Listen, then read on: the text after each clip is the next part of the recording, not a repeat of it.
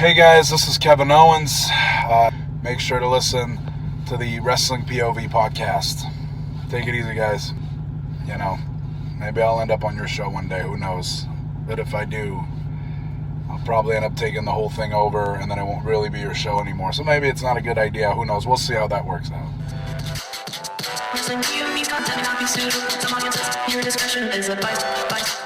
This is the American Nightmare, Cody Rhodes, and you are listening to the Wrestling POV podcast.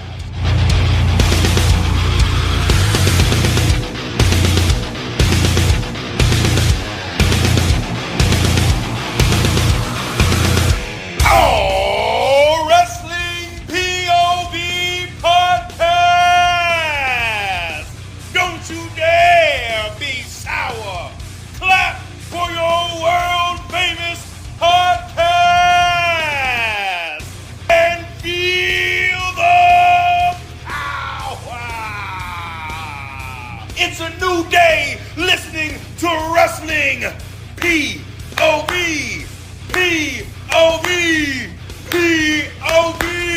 What's going on, fellas? What's that? What's that?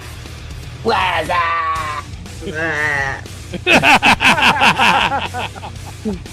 See, what happened there is that Elio's tongue is a little frozen because here in the Northeast, we're freezing again. Good, yes, it's freezing out here. It was just 70 degrees the other day, and now it's -4. What the hell? Mother Nature is fucking with us. It's not funny. Jesus, man.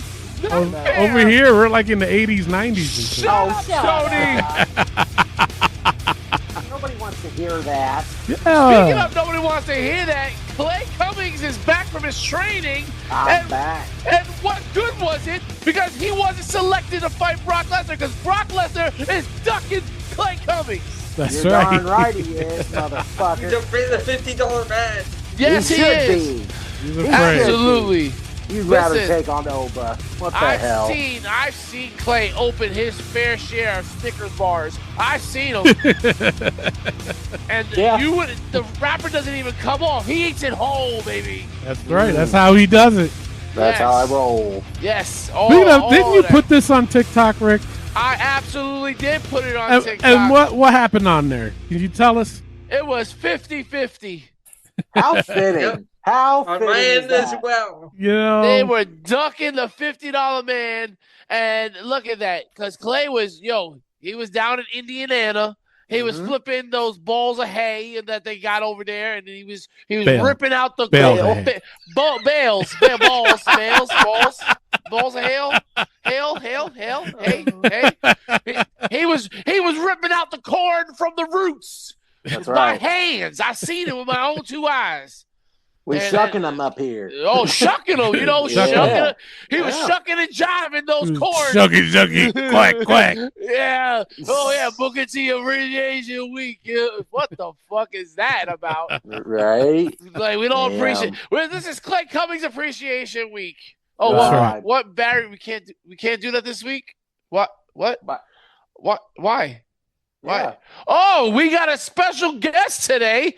We're going to have a special musical guest. Semler is going to be here in the building with us. We're Yeah. going to be discussing Yeah. their viral song, Chyna, in a great interview. We're going to be seeing that later on. And where are you going to be seeing that? On the Wrestling POV podcast with our host, Tony Diaz, What's going on? along with the $50 man beast, Clay Cummings. What up? What up? We got the Dean Elio Canella. What's going on? And we got the third wheel, Rick Serrano the third. Hey, people. And you know what? I am very excited about that. I said last week it's 10 years that we've been doing this podcast. And to have Semler coming onto the show, it's a big interview for us. And I'm just glad we're going back to that. We're going to be seeing more of that in 2026, where we're going to go back to some of our interviews and talk to people about wrestling and see what their thoughts on their POVs are. So it's great. Can't wait for you guys to hear that interview. It was an amazing thing, and big things coming this year. Speaking of big things coming this year, who will win at WrestleMania? We put up a poll on our TikTok page. If you haven't followed us yet, start following us at Wrestling .pov.pod. It's pretty active. It's getting there, man. We're up there. Basically, after this whole big thing, I know skipping ahead, we had Brock Lesnar and Obafemi because they're ducking Clay clearly, so they decided to put Obafemi, which I'm not mad about. If it wasn't Clay, I would rather it be Obafemi. You know, Elio was a close third, but yeah, Obafemi definitely was my second choice. And I put it up there, and I basically just put the Michael Scott thank you from The Office because this is what we've been wanting, WWE. And I asked, who's going to win, Oba or Brock Lesnar? 83% said Obafemi is going to beat Brock Lesnar. Wow. And again, guys, it's not like 2 votes, 10 votes, 20 votes. This is over 500 people voting, and Obafemi is on top at 83%. Dang. So it's That a good says a lot. It does. It does. Yeah. So this is a good segue into the video clip that I got from Busted Open Radio. They talking about the whole Obafemi versus Brock Lesnar. Michael Cole is a true professional, one of the greatest to ever do it. I love the fact that last night on Raw he said, holy shit. In that moment right there, I really hope to myself that every naysayer in the world had their moment of clarity. The light bulb went off on top of their head. And in that one moment in time, they said to themselves, now I get it. Now I see why Brock is so smart. Now I know why Brock is so valuable. Now I know why Brock is so selective. Because what Brock Lesnar did for Obafemi last night in less than 60 seconds is more than most talents at Brock's level can do for other in an hour. Obafemi was made right in that moment. Just like Drew McIntyre was made right in the moment when he Claymore Brock over the top rope in the Royal Rumble like 5 years ago. Brock is very selective. He knows when, where, why, and how. Amazing. Absolutely amazing segment last night. What do you think? In I this thought moment, the Jizz episode was last week. Exactly. and in this moment, I now see the when, the when, why, how, the who, the all that. Shut up, bully. Shut up. Brock Lesnar is not smart, nor is he selective. If you just go look at his sexual assault allegations. I mean, the guy is not smart or selective. Again, it is how it is written for Brock Lesnar. Yes, Brock Lesnar has a big mouth backstage, and he'll tell you whether he's going to do something or not. But if you write it for him, he's going to do it.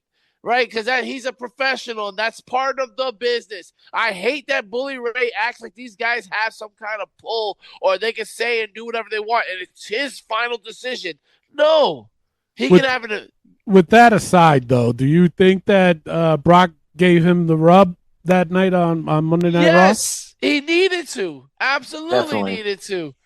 The problem is that I'm scared of is he gave him a rub too early. Because I don't need the rub on March 16th on Monday Night Raw. I need him to get the rub at WrestleMania. Yes. So we might be 30 days too early for the rub. You know, I don't care that he powerbombed him.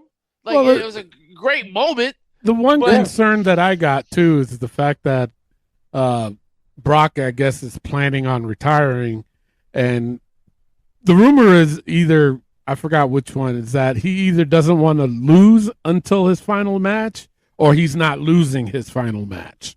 So, I mean, with those kind of rumors, you know, it's going to be a little bit hard to pick when we do our picks, our WrestleMania picks on who's going to win, Brock or Obafemi. Yeah. And the good thing is we got our fans listening in and helping us out, trying to tilt the scale a little bit. 83% are going for Obafemi, and that's the thing. I feel like we're all intelligent people here, and it's just like, yeah, in my heart, I want Obafemi to win, but are they really going to make Obafemi win, right? Because remember, they're lacking logic nowadays in WWE.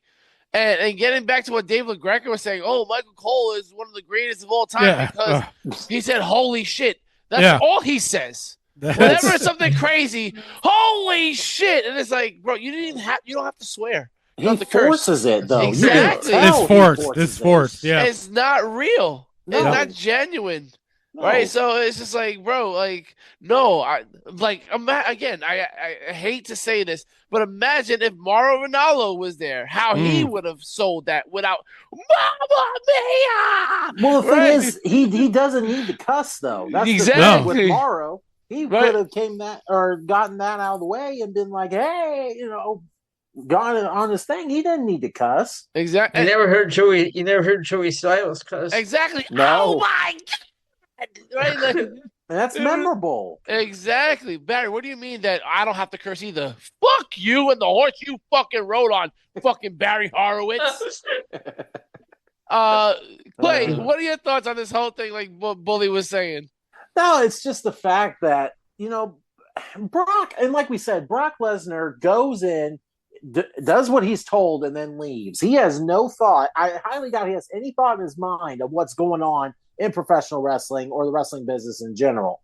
He goes in on his private jet, does his thing, and leaves right as soon as his segment's over. And it's been shown. The thing is, with Oba Femi going against Brock, people would love to see this. Yep. And the fact that we are seeing it is surprising because WWE usually doesn't do this nowadays. It's like listening to the fans and stuff. But Oba needs to win. You cannot have Oba lose at WrestleMania to Brock Lesnar because that win of his will shoot this man to the top where he should be for more years to come. Because if you let him lose right now, you might as well call him another Rusev. Yep, if that's the case. Yeah, because see, Rusev back in 2015, he had that great run, got fed to Cena at Mania, and then look where he's at. Yep. Yeah. If they do that, it's going to be the same thing over again, and Oba's going to get screwed. So Oba needs to beat Brock at WrestleMania. Absolutely. And Tony, as somebody that's been in the ring for 20 plus years, you have the ins and outs. Do you think that Brock Lesnar gets too much credit for his professionalism? And I put that in quotes. Yeah, he does. He does. He just gets way too much credit. But did you guys notice that it was the first thing that happened on Raw? Yeah. That way, because Brock needed to leave. So Brock can leave.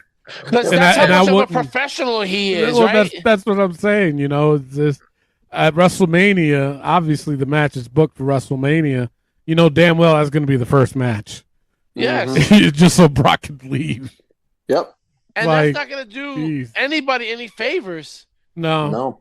Right? They'll put it in the first... People don't see it that way. No, and that's what I'm saying. I'm sick of people getting credit for things that they don't deserve. Like, he doesn't deserve all this credit that he gets. And it's listen, entertaining, yes. Is he a monster? Yes. Mm-hmm. And is he one of the all-time greats? I would say so. But again, without even the personal stuff that he got going on, it's just, as a professional wrestler, it's like, it's this way. I'm not doing that. I'm doing this. Like, you got everybody by the balls, bro. You're not professional. You're not working with your teams. I'm not going to go over. I'm going to throw the belt at Vince. I'm not. Like, bro, what are you talking about? You don't care about this business. I don't care what anybody says. And then you have people that vouch for him, like Kurt Angle, and you're like, damn, bro, maybe Kurt Angle's right because we all respect Kurt Angle. So we're like, Tony's buddy. And I'm just like, yo. That's right. It's tough to call it any other way. So I'm just like kind of stuck in the middle here. And it's just, but I just don't like the dude. I don't think he is a professional. I think he gets too much credit for his professionalism. Yeah. Yeah, way too much. But I gotta admit, it was a good start to Raw. It was. It was. So I can't take that away. Oh, absolutely no. That was one of the best. I'll go down and say that this year that was the best opening of Raw this whole year. Yes, absolutely. Yes. Big focus on the word opening because that was about it. Opening. Yes. So, all right. Next clip I got is about Britt Baker going to WWE. Wait, say that again. Britt Baker There you go. going to WWE, but I guess Tony Khan was trying to stop her or something. So this is from Vince Russo. Armagedon 60 Minutes. He pissed Vince off so badly that Vince smacked the black thing out of his hand, and Armagedon started shaking. He was so scared. And I said that. He's like, no, it wasn't. That didn't happen. Hey, you can admit you're scared around Vince McMahon. It's okay. But Vince sat down with him knowing that he came in at an angle hoping to rip him to shreds in that piece. Yeah. And Vince knew that. Yeah. And he still sat down because he, at that time, needed to push the deals forward. He needed to get bigger. Yep. That's what Vince taught us. So, to your question, we would love to have Tony. I'd love it. I would any love AEW star. Yeah. Yeah. By the way, the reason I have heat, if you guys want to know, is because about 6 or 8 months ago, I said Britt Baker wanted to go to the WWE. And they called me and said, that's not true. She's under contract. I said, that's not what I said. I said she wants to go to the WWE. And they're like, oh, well. And what have they done since? They extended her contract without bringing her back on TV. Huh. I wonder who was right. Yeah. Stop doing that. Stop doing that. So now, just to be clear, though, Tony Khan, I guess, has heat with the coach. So on the next clip I'm going to play is what kind of, or he's going to describe what kind of heat he has. But first on to Britt. What do you guys think? Well, Britt Baker needs to come to WWE. I feel like that would be great for her. Yep. Because what are you doing with her in AEW? Nothing. Nothing. She revolutionized your women's division, and you have done absolutely nothing with her. And Tony Khan is starting to get a reputation of holding on to people even though they don't want to be there, and that's kind of creepy, Tony Khan. Had to throw the con in there just to make sure I don't say that's kind of creepy, Tony. But yeah, that is kind of creepy, Tony Khan, because you also did the same thing to Ray Phoenix. You also did the same thing to Danhausen. It's just like, why are you doing this? You're a businessman. And Danhausen has even said too that he's called the office so many times to see when he can work and see what he can do stuff, and they never gave him an answer. Nope. He said it. He goes, they never gave me an answer. They didn't even say, we got nothing for you. He goes, they just did not flat out not give me an answer. See, I don't get that. Why keep him under contract if you're not doing anything with him? Probably because they're still paying him. And maybe because Britt was hurt, which I don't remember her being hurt. Mm-hmm. And using that time that she took off from being hurt. You know what I'm saying? I mean, there's a lot of reasons why they can hold them, but I think it's just ridiculous at this point because when was the last time we seen Britt? At least a year. I think over a year. Yeah. Probably over a year, yeah. Elliot, can you find out when was the last time Britt Baker was on TV? Please. So Britt Baker not recently reported to be injured, but she has been absent from AEW television since November 2024. Jesus. Wow. Damn. See, I don't get that. Her last match was on November 13th, 2024. Damn. And let me just say this. If Britt Baker does come back to AEW, she is still the best women's wrestler, in my opinion, in AEW. Oh, yeah. Even with Mercedes Moné. Even with Tony Storm. Mm-hmm. Yep. Britt has it all. So I tell you this much, she'll change that women's division in WWE.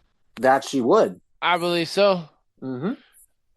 Here's the thing, man. It's you have such a valuable person, and I get it. If someone gets hurt, you want them to play out their contract. I understand that, but if you want to compare yourselves to professional athletes, right?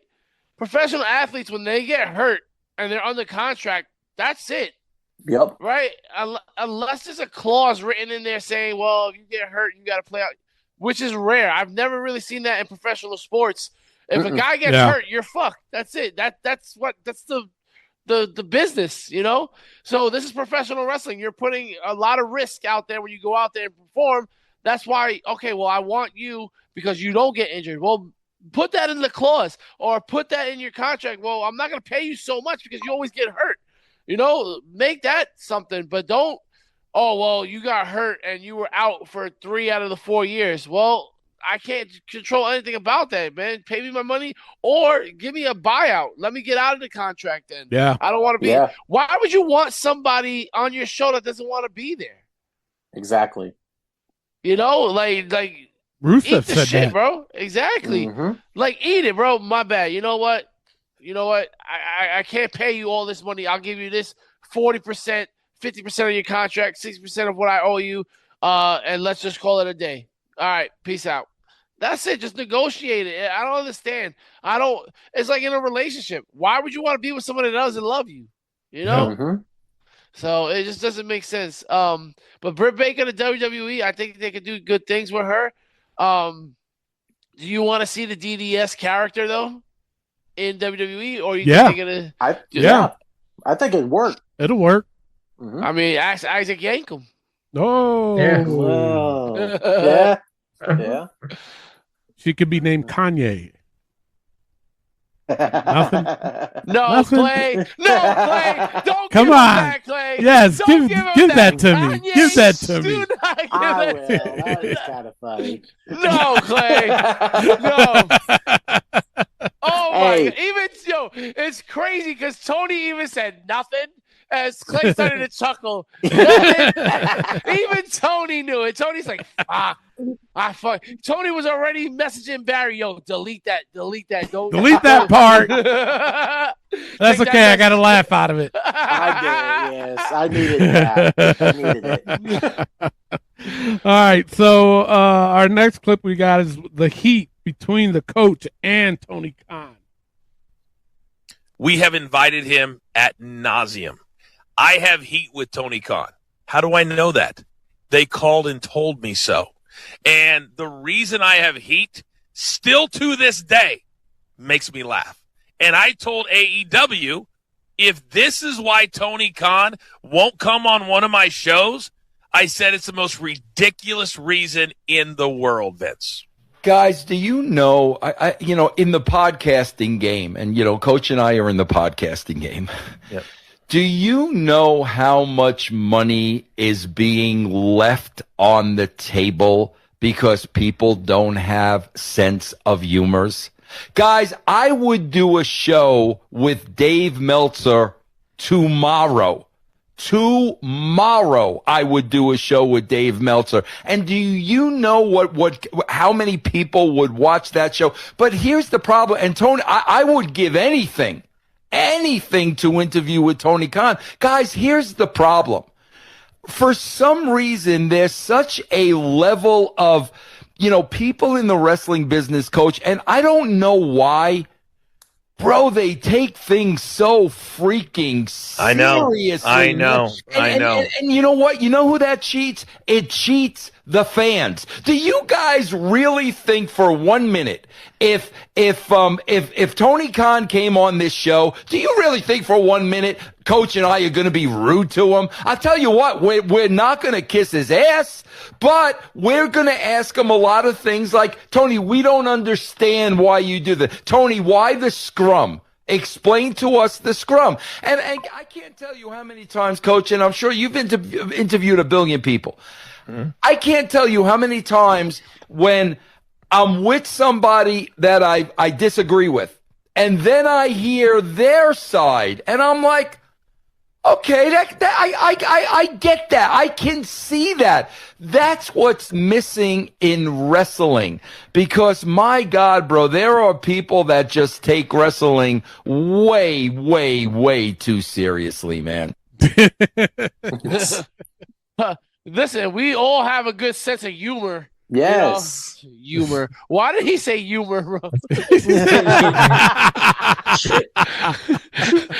Yeah, we all got a good sense of humor. I have a humor.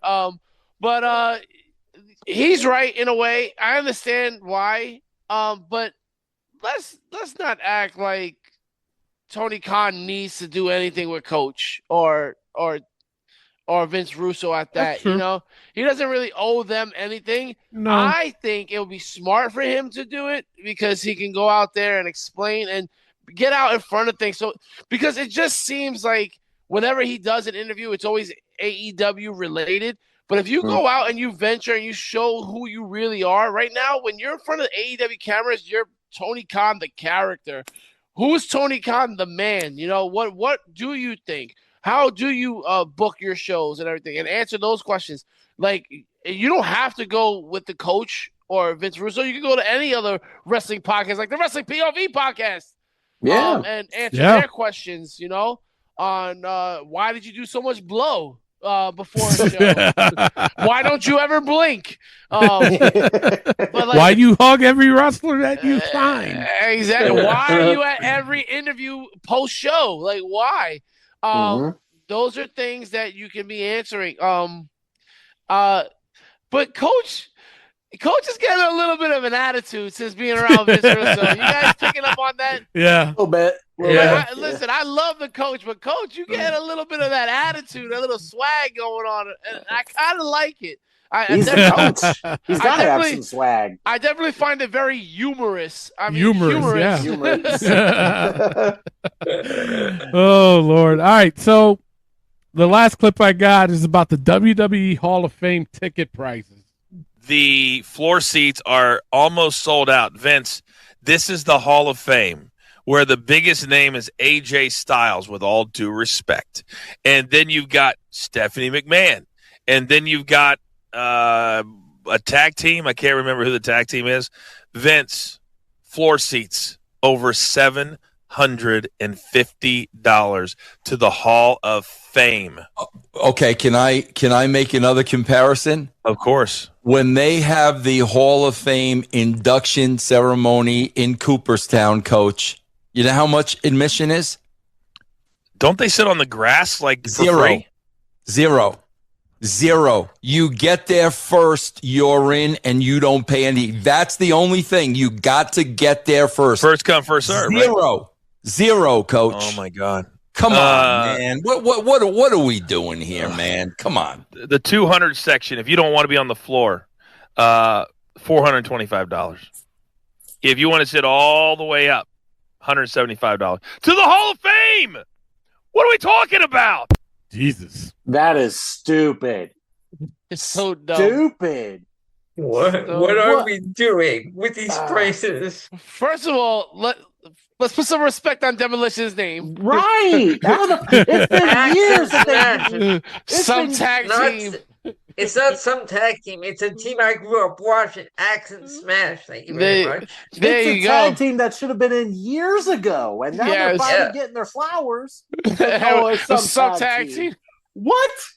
All right, now we can get into $750 to be on the floor. That's to crazy. hear them talk. Wow. $400 to be in the 200 section. All the way up, you go with $150, $175. Bro, that's too fucking much to hear them talk. Listen, I'm going to say something. And for those wrestling fans that hate certain words, just cover your ears for this one. Are you guys understanding that the Hall of Fame for professional wrestling is something that was written?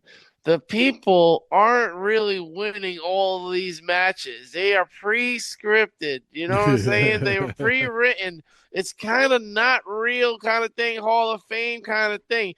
Yes, they put in their work. They do all this stuff. You're going to charge me $750 to watch AJ Styles talk about what he did and all his accomplishments, in quotes? Bro, the accomplishments were written for you. Right. What you do in the ring is your accomplishment. Not, oh, well, he's a Grand Slam champion. He's a 17-time tag team champion. No, it's not about that. It's about what you did in the ring. Yep. It's about how you took care of your fellow wrestler. It's how you cut promos, right? It's how you sold merch. It's not about the accomplishments. But again, $750 for a show that's going to air after SmackDown. Who's watching that? Yeah. I'll tell you honestly, I haven't watched a Hall of Fame live in years. If you want me to be completely honest with you, in years. Now I've watched them afterwards. Yep. Like after Mania, I'd be like, oh hey, I need to catch up with this, blah blah blah. Yeah. But I have never watched a Hall of Fame live. I don't even remember the last one I did watch live. And for $750, and they're just talking, they're giving a speech. They're not, they're not doing a wrestling match. They're not throwing T-shirts out to the crowd. It's that's insane. Why? That's We're stupid. having a red carpet. Right. Red carpet, what? Jeez, Pete. It doesn't. It makes absolutely no. Imagine being all the way up in the nosebleeds, and those are the ones that really care. You got to pay $170. You're all the way at the top, and you start that chant, "Let's go, AJ!" Right, one more match, and then it starts going down to the $700 seats and all that stuff. But damn, bro, like, am I gonna get an autograph from the wrestler that I'm sitting behind? Are the wrestlers paying $700? That's what I was getting ready to say too. You're telling me that they're paying $750? And those rows that go pretty far back with the wrestlers. Yeah. So I know they're not putting the public with the wrestlers. So I'm sitting nowhere near the stage. I'm at least 30, 40 rows back at $700. And someone's gonna do the ridiculous what chant. Oh What? yeah. Oh yeah. What? Yeah. What? What? I tried. Jeez, you tried. Yeah. Hey, it didn't work. No. See, that's why you shouldn't have fucking laughed, Clay. Look how he sold you out. I know. That's what I was getting ready to say. Like, wait a minute. I laugh at your joke, and I go for what? And nope. Fuck you, Clay. Nope, didn't work. Sorry. All right. He said, Sorry. You're not going to WrestleMania, Clay, so fuck you. All right. Well, we got Semler. We got Semler in the building. So we're gonna just take really quick pause, and when we come back, we have Semler. Hey, I'm only doing this promo because my great friend Ruby Soho told me to do it. Hey, make sure you guys tune in to the Wrestling POV podcast, all right? These guys have everything you need to know about the world of professional wrestling. And I'm talking about Tony Diaz, Clay, and my boy Leo. Hey, make sure you tune in once again to the Wrestling POV podcast with my boy Tony Diaz, Clay, and Leo. And trust me, those guys know how to swerve when you drive and you swerve when you drive. Hey, tune in, my friends. All right, ladies and gentlemen, I said on last week's show that we've been doing this for 10 years. And, me and Tony, when we first started this whole thing, we were doing interviews with a lot of different people, local talent, superstars, authors, and everything. And I felt like we needed to bring that back. So without further ado, we have a very special guest with us, a singer-songwriter of the albums 6 Feet Under, All the Same, and Revival in My Mind. And, of course, the now viral song, Chyna. Ladies and gentlemen, we have Semler with us. Semler, welcome to the show. Thank you so much for having me. I'm so happy to be here. Absolutely. Semler, I have to say, I absolutely love this song. When I was scrolling through TikTok, I saw it and I was like, wow, that's a good sound. Without even knowing what the song was about, I love the sound. And then as soon as I seen Chyna appear, I'm like, wait a second, what is this? And it is an amazing song. And I listen, I'm a singer myself. I've been doing this since I was a kid. I think I got a good ear. I'm a music teacher. I think I got a good ear for this thing. And your voice is absolutely beautiful. The song is absolutely beautiful. I just got to ask you, why Chyna?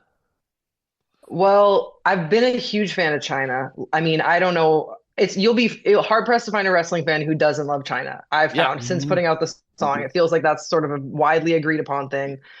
I think, I was on maternity leave. My wife and I had our daughter in December 2023, late December, and it was around that time that we got Peacock. on our TV, and that's when it was a lot easier to go down wrestling rabbit holes. And so I was going through the different widgets, wanting to look up highlights. They had a bunch of different highlights from wrestlers, and I just remember one night thinking, "Oh, I can't. I'm just going to watch all of Chyna's highlights, like with the sleeping baby on my chest. Like this is a dream." And I couldn't find anything. And then it was the omission of her that I was like, what happened here? Why is she not in anything? Like her legacy, the fact that I remember so much about her, it's weird that she's not included in that much.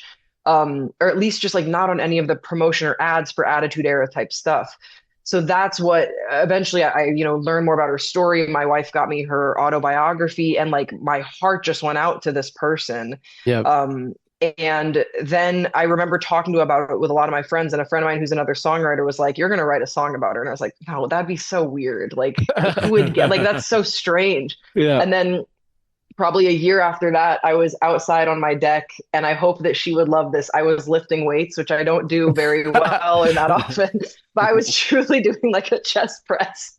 And the chorus for Chyna just like popped into my head. And I think I did a voice note of it, and then maybe the next week I brought it to a producer I work with, and I who doesn't know anything about wrestling. I was like, this might be weird. This is just one for me. Let me just lay this down, and we'll see what happens. I think I know what the chords are. Blah blah blah. And then as sort of the weeks and the sessions went on, I didn't think I was going to release it. Eventually, I was like, this is sounding really cool. This is really different, but I really love this song. And then I was like, well, it's her birthday in December. It just felt like everything was sort of lining up that I had to release this song, but I did not imagine how I would get to meet so many wonderful people. And like, I felt like I had to come out as a wrestling fan. Like I wasn't talking about that with people like outside of my friend group. They were like, oh, that's just a weird thing that Grace does at parties. She like corners someone and talks to them about wrestling. So it's opened up so many doors. I didn't expect that. And that's sort of the short version of how the song came to be. And I'm so happy that you liked it. Absolutely. It's amazing. Like, see, that's the thing. Being a wrestling fan, we're always labeled losers, geeks, or whatever. And it's like right now in the year 2026, it is cool to be a loser and a geek and all that stuff. So us wrestling fans are coming out of the woodworks. But it's one thing about wrestling fans, and I love about this show is about our POV. It's like everybody has a different opinion, but everybody seems to have the same opinion, like you said, about Chyna. And what you said was so true that her whole legacy seems to be erased from wrestling, and it's sad. And Tony is a 20-year vet in wrestling, and he's been in the ring. He shared a locker room. If Tony want to share that. Yeah, I mean, like, of course, you're hired there for a specific job, either is to do a dark match or, be security or be out in the crowd, as an extra to do something, So when you go in, you don't expect everybody to, come with open arms because it doesn't happen. Chyna was the only one that did that with me, and I always appreciated that. She was such a sweetheart.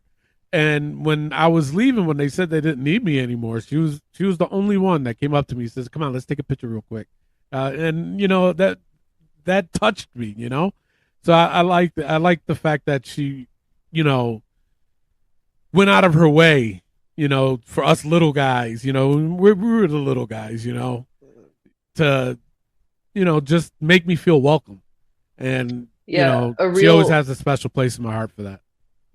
Yeah, a real like honor and consequence of releasing the song is so many people have shared sort of stories like that just in my comment section, not necessarily to me, but just to the void of people who also cared about her, that I've been able to, and sometimes the stories will make me quite emotional. Like I found myself just now listening to you, Tony, like that's just unbelievable that you have this memory of this person that for me is real, but also largely fictional. I didn't know her. And but hearing stories, there was someone posted recently that they lived in the same apartment complex as her in Burbank, and that they didn't know much about her wrestling, but that she was a real like sweetheart around the apartment, and that the song, some edit that I made of it had wound up on their like For You page. And I was like, some things like that, where you realize with wrestling, you have these larger than life characters, and that's part of the appeal and the wonder of it. but everyone is a person when they lay their head down at night. And to hear from other people that just knew her as a person, as an exceptional athlete and a wrestler, but really just like as someone from you wanted to perform and create a better life for herself in a huge way. Yeah, absolutely. And you have, like I said, some great lyrics here. So tell me who's gonna ride for you when the tides have changed. So tell me who's gonna fight for you when you fly away. And I think everybody can relate to that. And where did you get that from? What is that for you? I think I was, when I was doing my deep dive of her, and I still am always like anytime there's a new Chyna interview that I can find or whatever, I'm always like really interested to listen to her words. But I would hear from people sort of saying, I was interested in the counterpoint. What are people saying that no, she shouldn't be in the Hall of Fame? What's that perspective? I almost wanted to find out what they would be saying. And it was this idea that like, oh, she did it to herself, all the bad mouthing of Triple H and her work in adult film, like, oh, she just did it to herself. And I really, really reject that way of thinking. It's really antithetical to how I am as a person. And I think it's also especially rich coming from the world of professional wrestling that we suddenly have Absolutely. these like high and mighty moral standards of Yep. who's included and not, especially with WWE. So I think I just posed that question because at the end of the day,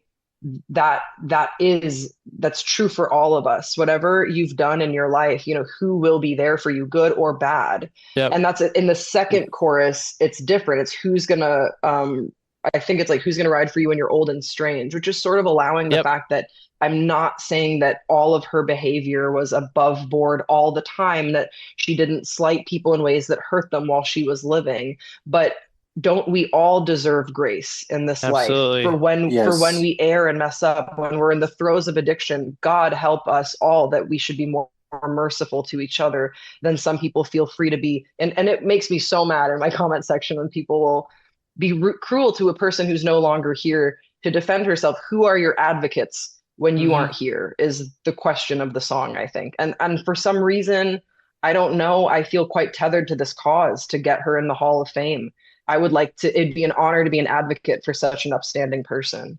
And absolutely, and I think you're doing that. Honestly, you're absolutely doing that by reminding people of how great China was. And yeah, she doesn't have anybody, like she can't speak for herself right now. She can't fight these people who are saying these distasteful things about her. And I'm glad you brought up Triple H because honestly, if there's anybody to blame, listen, I despise Triple H. I've always despised him because I know a lot of the stuff that he did back behind stages and stuff like that. And what he did to Chyna was deplorable. Like they dated for 4 years and he cheated on her with Stephanie McMahon and rose himself to the top. And it seems like that's always been the pattern with Triple H is that he's always found somebody and like a mosquito, he just take the blood from them and then move on to somebody else and do something else. And he didn't care who he hurt. And it seemed like he hurt Chyna the most. And I feel like that's what led her down this downward spiral with drugs and stuff like that and poor choices that she made. And it just felt like after she had all this fame and notoriety, everybody just pushed her to the side. And I think also family, that's an important part of her Yes, story yes. is that she didn't have a stable home life. Yep. She did have family, and I don't want to negate that. But my understanding is that aside from her sister, who her autobiography is dedicated to, she Yep. was estranged from her mom until towards the end of her life, and Yep. her father passed, and they were also estranged. Wrestling, that locker room, you see her relationship with Shawn Michaels, like they became like her brothers, this family. Yep. And so it's not as simple as to say, oh, to reduce it down to a breakup that she was scorned. She's even said herself in interviews, Yep. I love breakups happen. I'm not saying I behave maturely all the time, but I would have gotten over it. It was to me this very immature line in the sand that it seems as though Triple H and the McMahon family drew of like, you're with us or without us, which cut her off from having any support network. She'd invested so much time and love and care and energy into these relationships that it sort of speaks a little bit to how money corrupts because everyone just sort of towed the line with the business and let Joni just sort of adrift.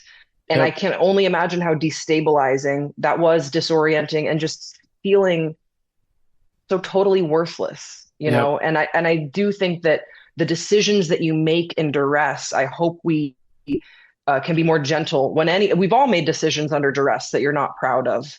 And I think it's really, really unfortunate the way that Triple H has seemingly held up those decisions and those choices as like something to exemplify her character rather than circumstances that she was in. And I don't see him doing that with other specifically male wrestlers. I think that's something that we do see a lot with women. And it was pretty easy to scapegoat her as like the scorned, crazy woman, you know?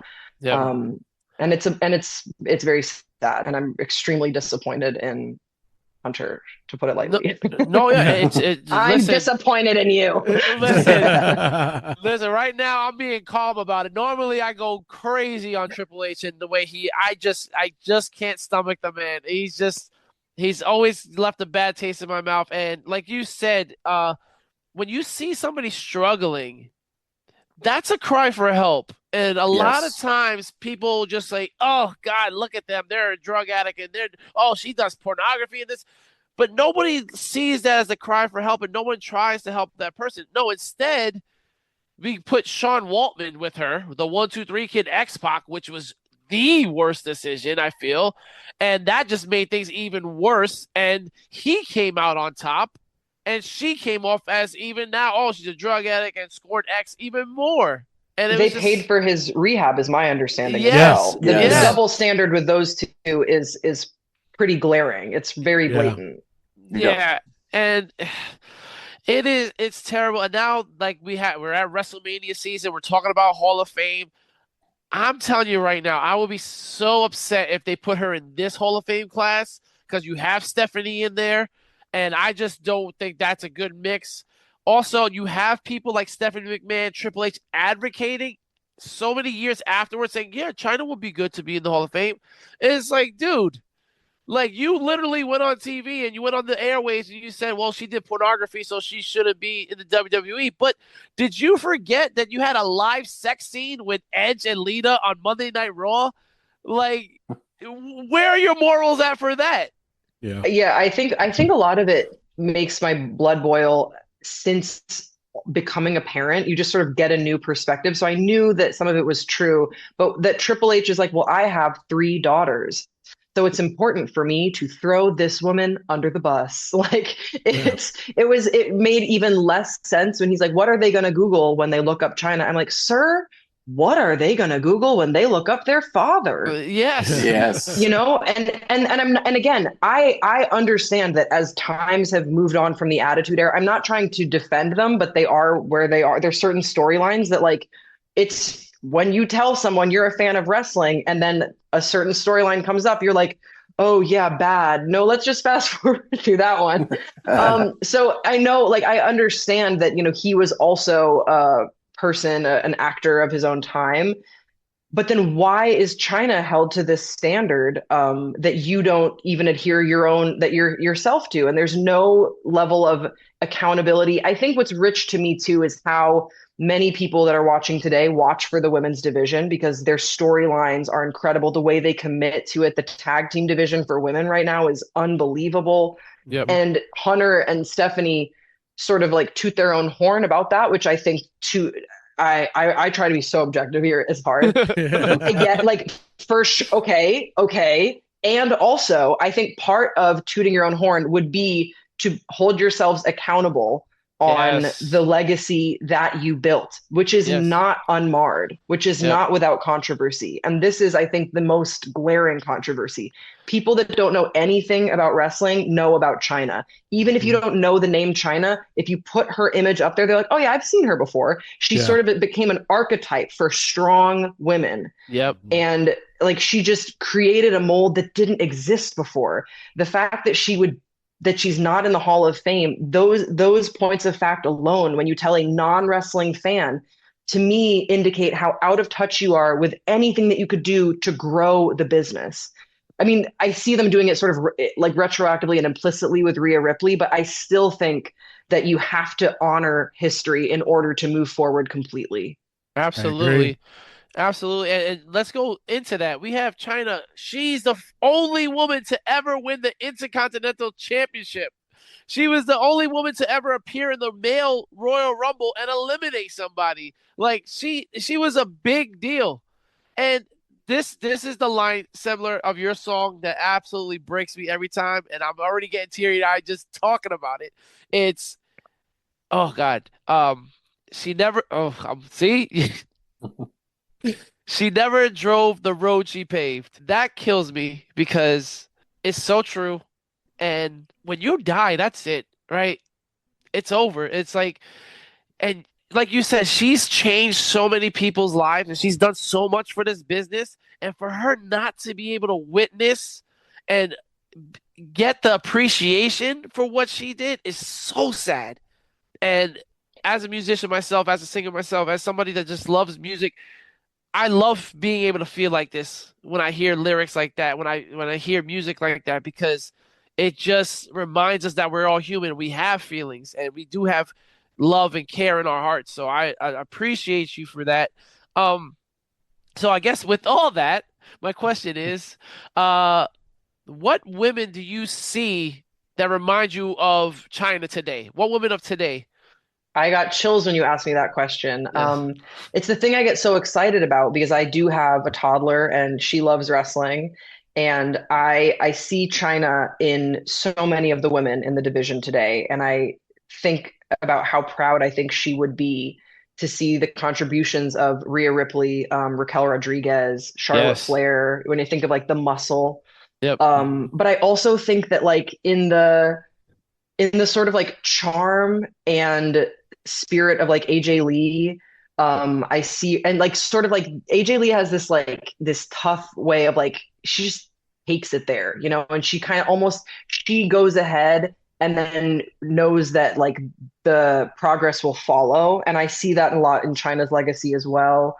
Who else reminds me of Chyna? I think, I mean, those are the ones obviously that sort of come to mind, but I think the women's Jade, I love Jade Cargill. Yeah. And yes. I love Jade because she's always given Chyna flowers too, as like that trailblazer for just like having a different type of body. And as someone who's always been different myself in a not the same way, but like seeing that representation of just a badass woman taking up space and being confident, and just being in the mix, you know, for me, it was really hard. I grew up quite religious and like always feeling like I had to apologize or be a different way.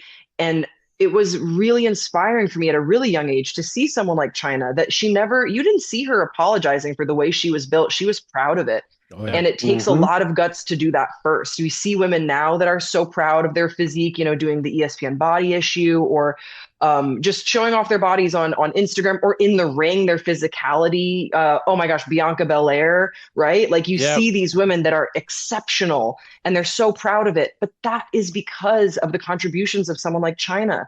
We don't get there without her being like, I'm going to throw Mark Henry out of the ring. And it's going to be the coolest thing you've ever seen. Yep. You know, she didn't, I don't recall her I mean, she did some gimmicky stuff. Okay. I'm like remembering the one where she flashes the camera. Like she did some gimmicky stuff, but it's all like she's also a professional wrestler, you know? So I think that she had that mix of it of like being taken seriously for her athleticism and then also knowing how to put on a good show. And we just don't get any of that showmanship stuff, any of that storytelling, I think, without her going first.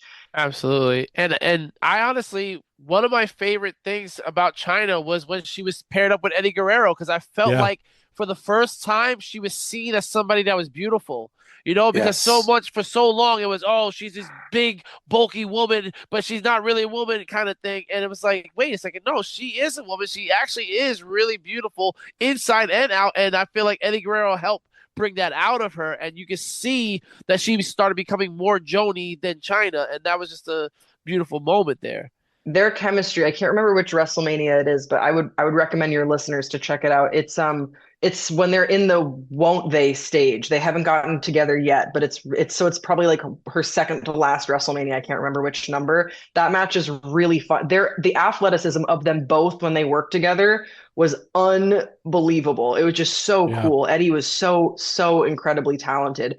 What I remember about the song came out December 27th, which was just Chyna's birthday, and the lead up to that, I was doing a support slot on a tour, and I was playing the song acoustically at some like bars and clubs along the West Coast. I'd never like played it before, and we were at a bar or a club in Sacramento, and I'd love to go back. It was amazing. As the bar staff, they're just putting on shows every night, and they don't necessarily know who the band is or what the song is or whatever. And I was hanging up some of my shirts that it's not actually Chyna, but it's like they have a bodybuilder on it, and it says like Praise and Rage, and it's sort of an homage to the song. And they're like, "Oh, what's that for?" I was like, "Oh, I have a song about this wrestler, Chyna." And the bar was like, "Let's put her highlights on the TV while people file into the show. Like, won't that be fun?" And the way that all they're all people around my age. I'm like 35, so it's like all like late 20s, like 30s type people.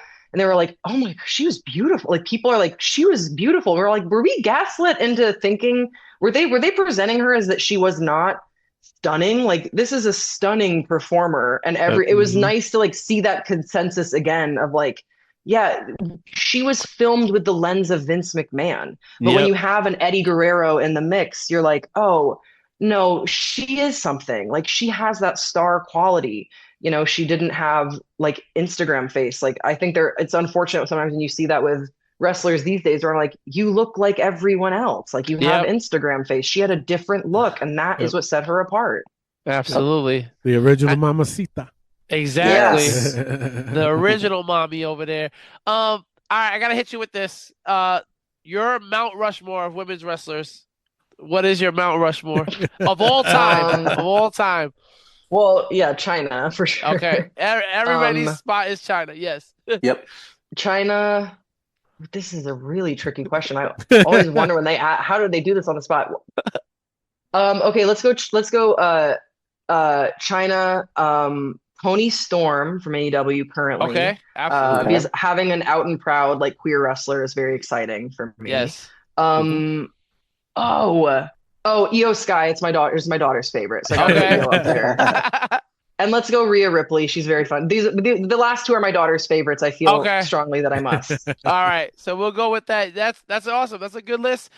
Listen, when it comes to Rhea Ripley, I want her to be. See what and correct me if I'm wrong. I feel like what's happening with Rhea Ripley now is they're over sexualizing her, and I'd rather her just be a badass instead of this over. Like I feel like her tights are getting smaller and smaller as we go on. And I'm all for her being this strong woman, and it just feels like they're over sexualizing her. Because like what did you think about the pairing of Io and Rhea? I love them together.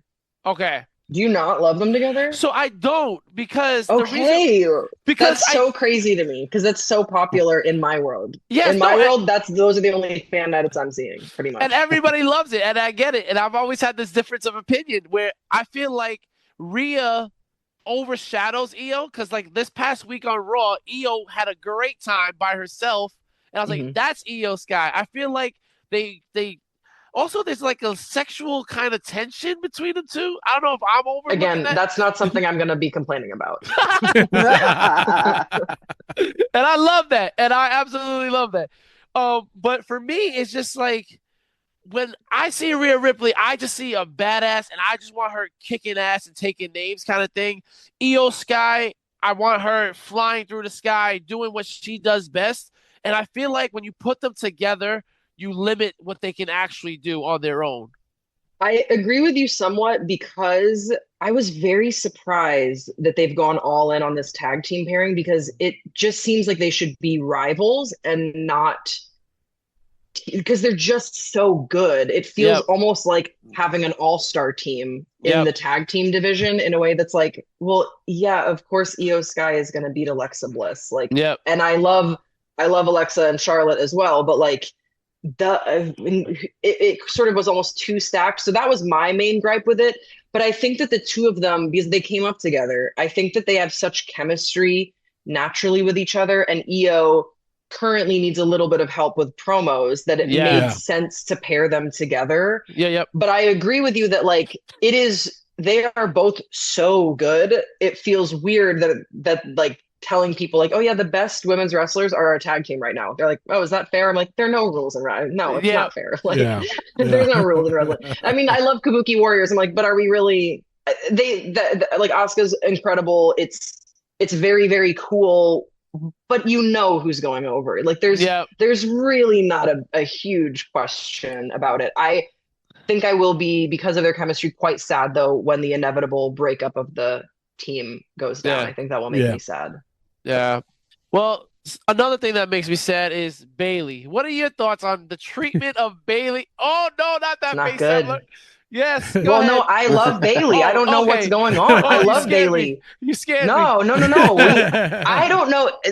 I think Bailey's a really good litmus test for wrestling fans. Yes. Because if you like wrestling, you like Bailey and what she brings to the table. And that's sort of a litmus test for me of like, I think Triple H, I have like a little bit of tea of former writers that have DM'd me since the song has come out. Basically like saying as much as like, yeah, he's not a great person to work with on story. Like, oh, you have gripes about your favorite wrestlers not being given their due, not getting a push. So did I, and I am not employed there anymore. And I think, not speaking specifically to her situation, but Bailey is one of those litmus tests where I'm like, I think if a wrestling fan was at the helm, we would see something more compelling with Bailey because she is so talented. Having AJ Lee back, having, Becky in her villain era, like so bizarre and delicious. I don't understand why. Is Bailey even going to WrestleMania? Do we know that? I can't. Right now, well, she Not has at the moment. an Intercontinental title match that she had earlier this week, and it just doesn't seem like it's going to happen. It's going to seem like it's going to be 2 years in a row she misses out Mania. And at that point, I just am like, I'm not really sure exactly what contracts look like and stuff, but it's a real shame because so I have these sort of wrestlers that like, in my brain are like, that is how I can get my friends in. Yeah. Like it's not Brock Lesnar. Ooh, don't Google him. Yeah. It's not, it's like, who are the wrestlers that like, I think conceivably I could like, kind of almost like a swing voter, like get a friend into wrestling. And Bailey is one of them. Yeah.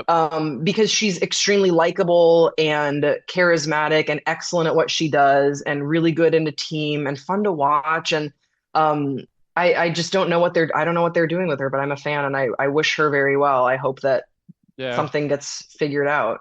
Well, we're all hoping that she goes to AEW. Like, at this point, I didn't even want to say that, but I was like, I think that she could, because I would be tuning in weekly. Absolutely. But to put her back with Mercedes would be amazing. And remember, this is all about your POV. So you can say whatever you want. If it's your POV, that's your POV. We're going to respect it. If you're wrong, we'll tell you you're wrong. No. Okay, good. No.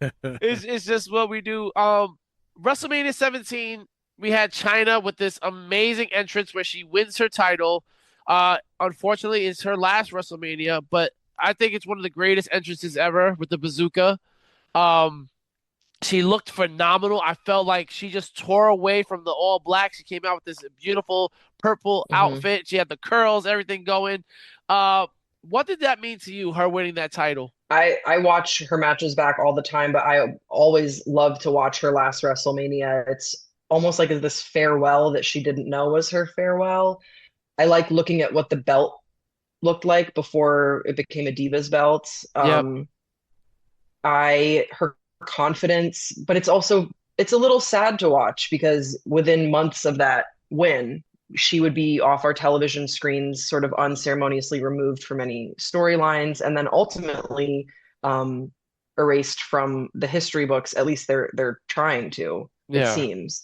And I'm happy that she got that moment. I'm happy that she was pretty over when she left. I like that there were pockets of her time that, like, I saw this in a video essay about, it was sort of a chronicling Triple H's career. And so of course she's inextricable from the early days of his career.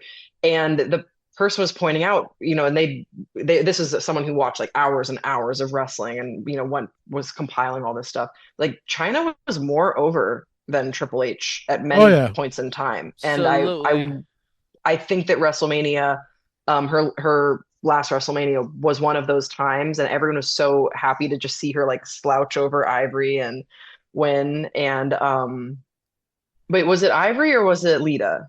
Which one It are you was talking about? Ivory. Ivory. It was Ivory. Yep. Yeah, I mean, like that's the last one, right? Okay. Because I know that she was supposed to have a storyline with Lita, but then Yep. it never ended up happening because her contract. And it's just nice to see that she was appreciated in that moment. And when she went in TNA for that one-off match, there's a sign that someone holds up that says "Welcome back, welcome home, China." And it's just like I hope she saw it. I just I don't think that she knew how loved she was when she was here. And I think maybe we can all take inspiration of telling people that you care about in your own life that you love them. And with regards to wrestling, if there's someone that you're a fan of, to send them that positivity now. Because we just don't know what's going on in people's private lives, and the wrestling industry tends to attract vulnerable, sensitive, incredibly talented souls. And I think about that with her. I almost feel like I wrote the song like too late, in some ways, but it's also not too late for us to do something right now. Absolutely. And yeah, your song reached a lot of ears and it's brought a lot of attention to her. So you did an amazing job at that. You definitely were her voice for her in this moment, and it's just an amazing, amazing song. I will ask you this last question. If Chyna was to ever get into the Hall of Fame, who would you have induct her? Because right now it can't be Triple H, cannot be Stephanie, can't be X-Pac. Billy and Road Dogg don't work there anymore. Shawn is what people are hinting at. I don't think it should be Shawn. Who do you think it should be? Well, it can't be Mick Foley either anymore. That's who I was leaning towards, but you're absolutely right, because people don't want to hear people's political views unless it's the political views that they follow. So right. So who would you pick? I think, someone who was like very generous with her attention towards me was Trish Stratus when the song came out. I kind of wonder if Trish and Lita together would make sense, because I know the two of them are close, and it seems like both of them have spoken. I know that Lita's gone on record speaking to her relationship with Chyna, and I think that both of them, with the wisdom of time, could give a really beautiful induction. And it was very obvious at that point that Chyna was passing the torch to those two for their arc. So it makes sense to me. And just, I remember where I was, like sitting on the couch, and I just told Lizzie, who this meant nothing to my wonderful wife, I was like, Trish Stratus is liking a bunch of my videos about Chyna. And she was like, and that's a good thing. I was like, that's one of the coolest things that's ever happened to me. Listen, like, I don't know who that is. I was telling everybody that I work with, I was like, listen, I got an interview today with this woman who wrote this amazing song about Chyna. They're like, who's Chyna? And I'm like, what are we doing here, man? Like, it's just, but just know that the people that are meant to hear this song are the ones that care the most about it. And I'm telling you right now, Semler, this was an amazing song. I thank you so much for coming on to our show. I want you to plug whatever you got going. I know you got a tour going on right now. Yeah, that's why I'm so appreciative that y'all could do this interview today. I'm leaving for tour a week from today. I'll be in Nashville, Chicago, Madison, Minneapolis, Omaha, and Lincoln. And I'm so excited to play the song live. I won't spoil the whole show, but Chyna is our closer. So I hope everyone gets their lighters, or I guess you can't bring lighters. Phones. Okay. Phones. Get your phones up. I'm hoping we can have like a really good moment. My band is incredible. Some of the best musicians. So yeah, if you're looking for a good time, and every show, even if you don't like the rest of my music, every show opens with magicians, because I like to put on a weird show. That's awesome. I like wrestling. Absolutely. A magic show and some rock and roll. There you go. And can you give us the specific dates, just because this is pre-recorded and we're going to put it out? Sure. March 19th, we'll be in Nashville. March 22nd, we will be in Chicago. March 23rd, in Madison. Let me check my dates. I don't want to lie to your good listeners. I don't know where I'm going. Okay. March 23rd in Madison, March 25th in Minneapolis, March 26th in Omaha, March 27th in Lincoln. Absolutely. And you have your album 6 Feet Under, all the same, and Revival in My Mind also available wherever music is available. iTunes, Yeah, you and all can that stuff. find, I have a new album coming out tomorrow as well called Mirages, and you can find my music wherever you get music. Just look up Semler. All right. Excellent Awesome. job. Listen, from the bottom of my heart, thank you so much for giving us this opportunity to have an interview with you. Thank you for writing this amazing song, and thank you for keeping Chyna's name alive and keeping her message alive. Love that. Appreciate you. Tony. All right. With that being said, it's time to take a quick pause for the cause. But when we come back, we got This Week in Wrestling. Hey guys, this is Hardcore Country Mickey James, and you are listening to Wrestling POV Podcast. Hey, this is your Olympic hero, Kurt Angle. Listen to the Wrestling POV Podcast. Oh, it's true. It's damn true. Hi, I'm WWE superstar Charlotte Flair, also known as the Queen, and listen to Wrestling POV Podcast, and always do it with Flair. Woo!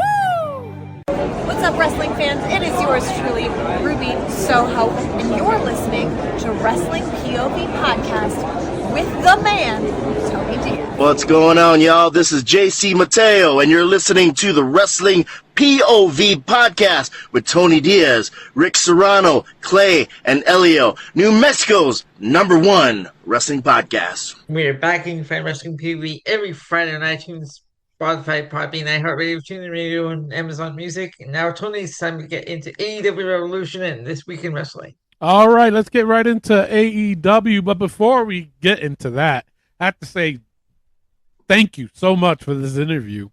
Absolutely. Yes. It was very good, and we are going to play the song in its entirety after the 5-second shuffle. Awesome. Normally we play what we lose on or win on. This week it'll be just that whole song in this entirely, so people can hear it. And you actually see why I got so emotional during that interview. It's just an amazing song, and I can't wait for you guys to hear it. Again, like Tony said, thank you, Semler. It was just an amazing interview. And good luck on the tour and everything. And make sure you guys check that out and see what you can do. Check out their music and just, keep on keeping on. That was amazing. Yes, it was. All right, so let's get right into the AEW Revolution. Clay, take it away. All right, we're talking about AEW Revolution. First off, we're going to start out with 0 Hour. I'm not going to go too far into detail with these matches, but I still got to call them. So, first match of the night, the Infantry versus Boom and Doom. Okay. Now. Boom! No. Boom! No, Rick. No, Rick. No. Boom! 5 booms for the double chunk chocolate cookie. Oh, my God. This was, I'm telling you right now, a bunch of bullshit, a bunch of crap that was going on in this match. And AEW, I will normally say, is good to start out a show. Normally, Dynamite, Collision, or a pay-per-view. But why the fuck did you start out a pay-per-view with this? Hey, to be fair, it was 0 Hour. It wasn't the actual pay-per-view. It's still... It was a free-for-view. Well, it was still stupid. So Wayne Brady in the crowd in the altercation with Shane Taylor. Yes, and quit bringing these freaking kids right next to the ring. The Big Justice, I think is his name. Yep. Spearing. You know his name. I don't. I don't fucking. You know it. The chicken bake. I'm only knowing this because I wrote it down. But that's the thing. Clay doesn't care. I don't know. I go to Sam's Club. I don't shop at Costco. What the fuck? It's just I'm just tired. And like you guys, I listened to the show last week. Like you said, we never hear from these people until a pay-per-view shows up. They're not on Dynamite. They're not on Collision. Hey, so why are they on they're on the same payroll as Brock Lesnar, all right? They're going to do it only for the money. Well, Brock has some more credit than that. Right? God. But no, this was just bad. And of course, Marshall and AJ gets the win. But what about the Rizzler, man? Don't. No, I'm not. I was enough. Fuck that big kid. one. You, the Rizzler. I was enough with the big one. I don't Fuck need that the kid. little fat chin thingy. Like, no, fuck. Stupid. This ain't 2024 no more, man. It's over. Dumb. Over. Anyway. Anyway, next match: Willow Nightingale versus Lena Cross for the TBS Championship. Now, this was a lot better than the first match. Absolutely. I gotta say, and I'm starting to dig Lena Cross, honestly. Yeah. She's this real tall, very good wrestling woman, and Willow, of course, is Willow. Shut up, Rick. Anyway. What happened? I missed it. Oh, Rick's making fun of me. I'm really digging Lena Cross. She's a very tall, good woman, wrestling woman. Yeah. I mean, why not? I mean, Nightingale did a great job. She ended up retaining the TBS Championship here. Ended up getting injured in the match that played on to the Tag Team Championship match later on that we will talk about. Isn't that weird though? Like they had them have a one-on-one match, and then later on in the show they're having a tag team title match against each other. That was just so weird, man. Yeah. It was the way it's set up like that. But this was a solid match, and honestly, I'm surprised this wasn't on the pay-per-view. Exactly, that too. Like I wouldn't have minded if you went back to back with this, because then you could have also had it working on Willow, right, on the injury and all that stuff, and it would have made more sense. And like Clay said, like Lena is a tall, good wrestling woman. She is. I was leading somewhere else with that, and I just it went gone. Like my head is gone, and it just It's been a long fucking week. All right, I trained for Brock. Gosh damn it! All right. You know how many balls of hay he had to throw? Balls of hay. Balls of hay. God, you are from New York. Anyway, at least Tony knew it was bales of hay. Shit. Yeah, that's because he spent most of his time upstate New York, and now he's in New Mexico. You know what I'm saying? Anyway, oh god. The next match we had for the national championship, we had the Battle Royal with a lot of other guys in it. We had Tommaso Ciampa, Daniel Garcia. But here's my thing with this. I didn't have a problem with this, but I was so confused on who was in and who was out when so many guys were just going under the rope, running around the ring, getting back in. Yeah. It was hard to follow. Like, why couldn't they have just stuck in the ring? Like, yes, I understand that they had to be thrown over the top rope, but there was so much going on that you didn't even know who was in the ring at the same time. At one point, I thought Ricochet got eliminated because I didn't see him anywhere in the ring.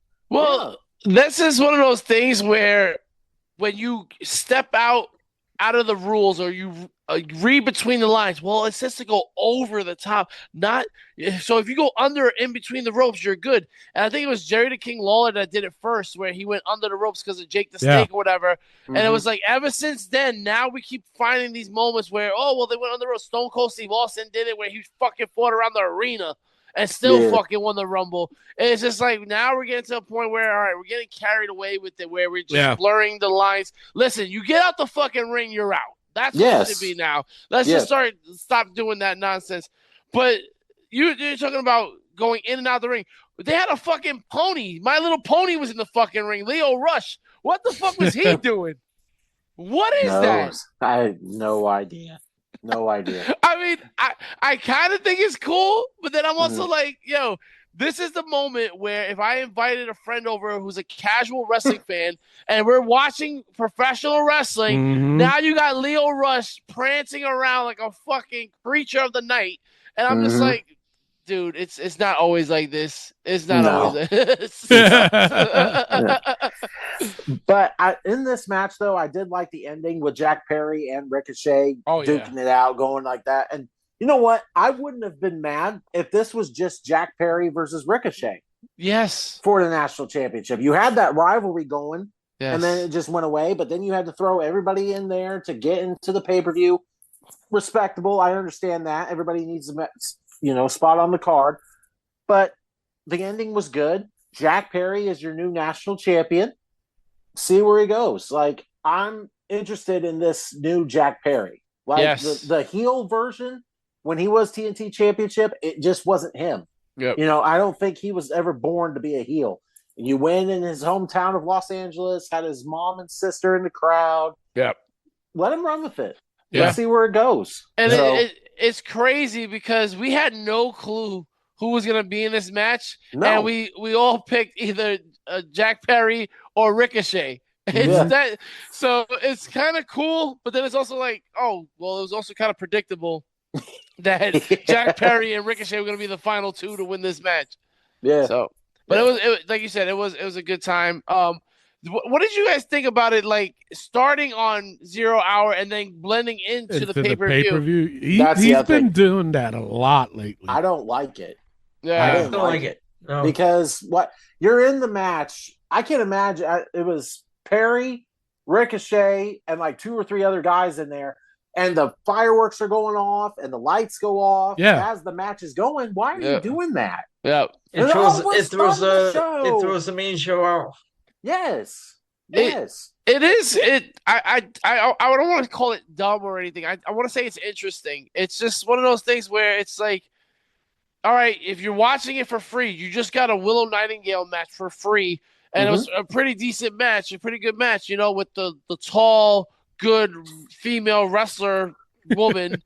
But that was a good match. And then all of a sudden you got this other match that's leading into it, and then it's the balls of hay. Yeah, exactly. Yeah. And then you get this really good match, and I kind of understand, but like I kind of don't. So it's an interesting tactic. You get more views, you know, you get more people to want to actually watch it. You know what? That was actually dope. I want to see what the rest of the card looks like. Let's put this on. But yeah, I thought. It could be done either way, though. You know. Yeah. You know, cut it right before the pay-per-view starts. You know, end the freaking match. That way you can just start off the pay-per-view fresh with nobody in the ring. And, you know, that should still be able to have people be like, hey, I want to see what's up with this card. Yeah, you know, instead of blending it in. It just, to me, that's just dumb. Or you could have had it where we got our final two. Tune into our pay-per-view to see who wins this match, and then stop the match and then continue and just have, all right, welcome to blah, blah, blah. And then boom, ding, ding, ding. The final two go at it. See, I would have liked that better. Yeah. I mean, this is what I do, Clay. That's, you know what I'm saying? It's like I just come up with good ideas. Yeah. Anyway, let's go on to the main card of Revolution. First match we had FTR versus the Young Bucks for the WWE tag, or wow. AEW Tag Team Championships, sorry. Foreshadowing over there. A little bit. Yeah, it's been a long week. Training for Brock is rough, man. I'm telling you. Anyway, this match, let me just say, was top notch. This was exactly how to start a pay-per-view. You can't get any better with the Young Bucks and FTR. Mm-hmm. They went all out, had a great match all around. The thing also with Stokely is kind of getting annoying with me. Mm-hmm. Because of this whole wheelchair thing and getting involved and getting back in the wheelchair. I understand kind of being the heel manager and stuff, but I feel like they still put too much camera time on Stokely. Like throughout, not just this match, but throughout this whole rivalry that's been going on. And also with this is like, whenever there was finishers going on, it was like it never happened. Yeah. Like, the Young Bucks would super kick FTR, bounce right back up, shatter machine, bounce back up, you know, and I can dig that for an extent, but this was a great match all around, but this was too much. The finishers are just, you shouldn't even call them finishers no more. No, you shouldn't. Might as well be moves. Yes. That's the thing. But here's the thing, that's what AEW's been making its bread and butter off of, and I've been saying it for a while that's one of my favorite things about AEW. I know it can be redundant and just overplayed, but when it comes to the Young Bucks, I love seeing it. It's one of their specialties where they can fight through it, and it's not like it's a complete no sell. They go through it. They show with their bodies how they're moving and all that stuff. I really dig it. Dare I say we open up the vault for this match for match of the year? That's fine. Yeah. Yeah. All right, so let's open up that vault.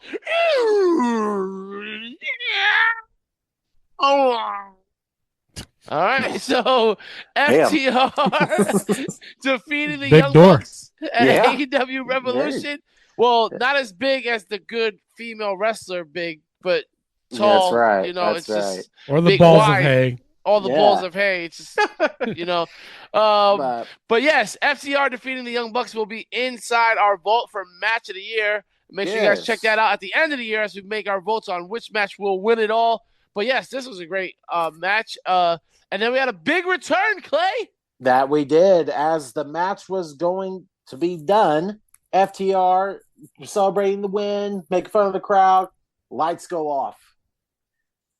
You think you know me. Revenge. Cope. Adam Copeland comes back. Christian Cage comes back, attacks FTR. Then the stare down with the Young Bucks. That's what I liked. That, you know what? And I like the rivalry with FTR and Christian and Adam. Yep. But I want to see Yep. Adam and Christian versus the Young Bucks. Yeah. And that is one of those moments where I like the tease. Yes. You better deliver. Yes. Yes. That's the match we want to see. And it's crazy, right? Because everyone's like, well, these guys are old and this is that. I want to see that match. Yeah. I mean, look, Christian and Cope, I'm so hard. I'm trying not to say edge. Yep. But the thing is, they look just as good as they have been for years. Yeah. It hasn't looked like they've missed a beat. Yep. So I'm looking forward to it. And I don't going care how old against they are. and the promos, and listen, Christian Oh. Cage carries the promos. I would love to see the shit he says about the Young Bucks, all that stuff. Like, it's really something. I definitely got to see that, though. And first things first, get the straps on Cope and Christian and defeat FTR. I don't want to see a triple threat tag team No. match. Yeah. No. I don't want that. I don't either. No. So give it to the Young Bucks. I want the Young Bucks and Cope and Christian to go at it. But that's definitely great foreshadowing there. Let me ask you guys a question. Do you like FTR as a heel or a babyface better? I like him as a heel. Yeah. Really? Yeah. Heel. They I don't- work better as a heel. I don't see it. I just it's not there Really? for me. Yeah, it's not there for me. I think they're better off as a babyface. It's just something about it that when they're a heel, they just don't look intimidating, I guess. Well, the No, thing but- is, when they were with, was it Tully Blanchard they were with? Yeah. When they Yeah. were with him, they were much better because he was doing most of the talking, and they would have like the glittery jackets with the towels around their necks. That's when they were really something. And I feel like when they had that, it was Stokely special. baby's fucking him up. Stokely's it definitely is. Yeah, fucking up. He's Stokely's making a him problem. goofy. He's making him Yep. funny. Yeah. And they're doing a lot of the talking. Yeah. Give him a good mouthpiece like a Tully Blanchard who did really well with them. I think that's what they're missing. I agree. A lot of teams are not meant to talk, man. No. No. No. FTR is definitely meant to wrestle. The promos. Yeah. Yeah. No disrespect, though. That's my POV. Next match, Tony Storm versus Marina Shafir. Now, this match was interesting. I will say Marina Shafir got most of the offense in this. Yep. Yeah. To me, like dominating. Tony Storm beat the living tar out of her. But, and it was an okay match. It wasn't one of those that I'm like, oh, you got to watch this, But Tony Storm had her John Cena moment. That's how I put it in my notes. It's, the comeback of the century. Yep. Comes back. Tony Storm gets the win. And it was an okay match. It wasn't one of those that I'm like, okay, I got to watch it again. Yeah. The thing of it was, it's feels like a typical Tony Storm match now. Like, she Yeah. is the leader of AEW, as she should. She is good. But she got the tar beat out of her and then comes back. Well, Like, I don't know. Marina Shafir is reminding me a lot of Shayna Baszler.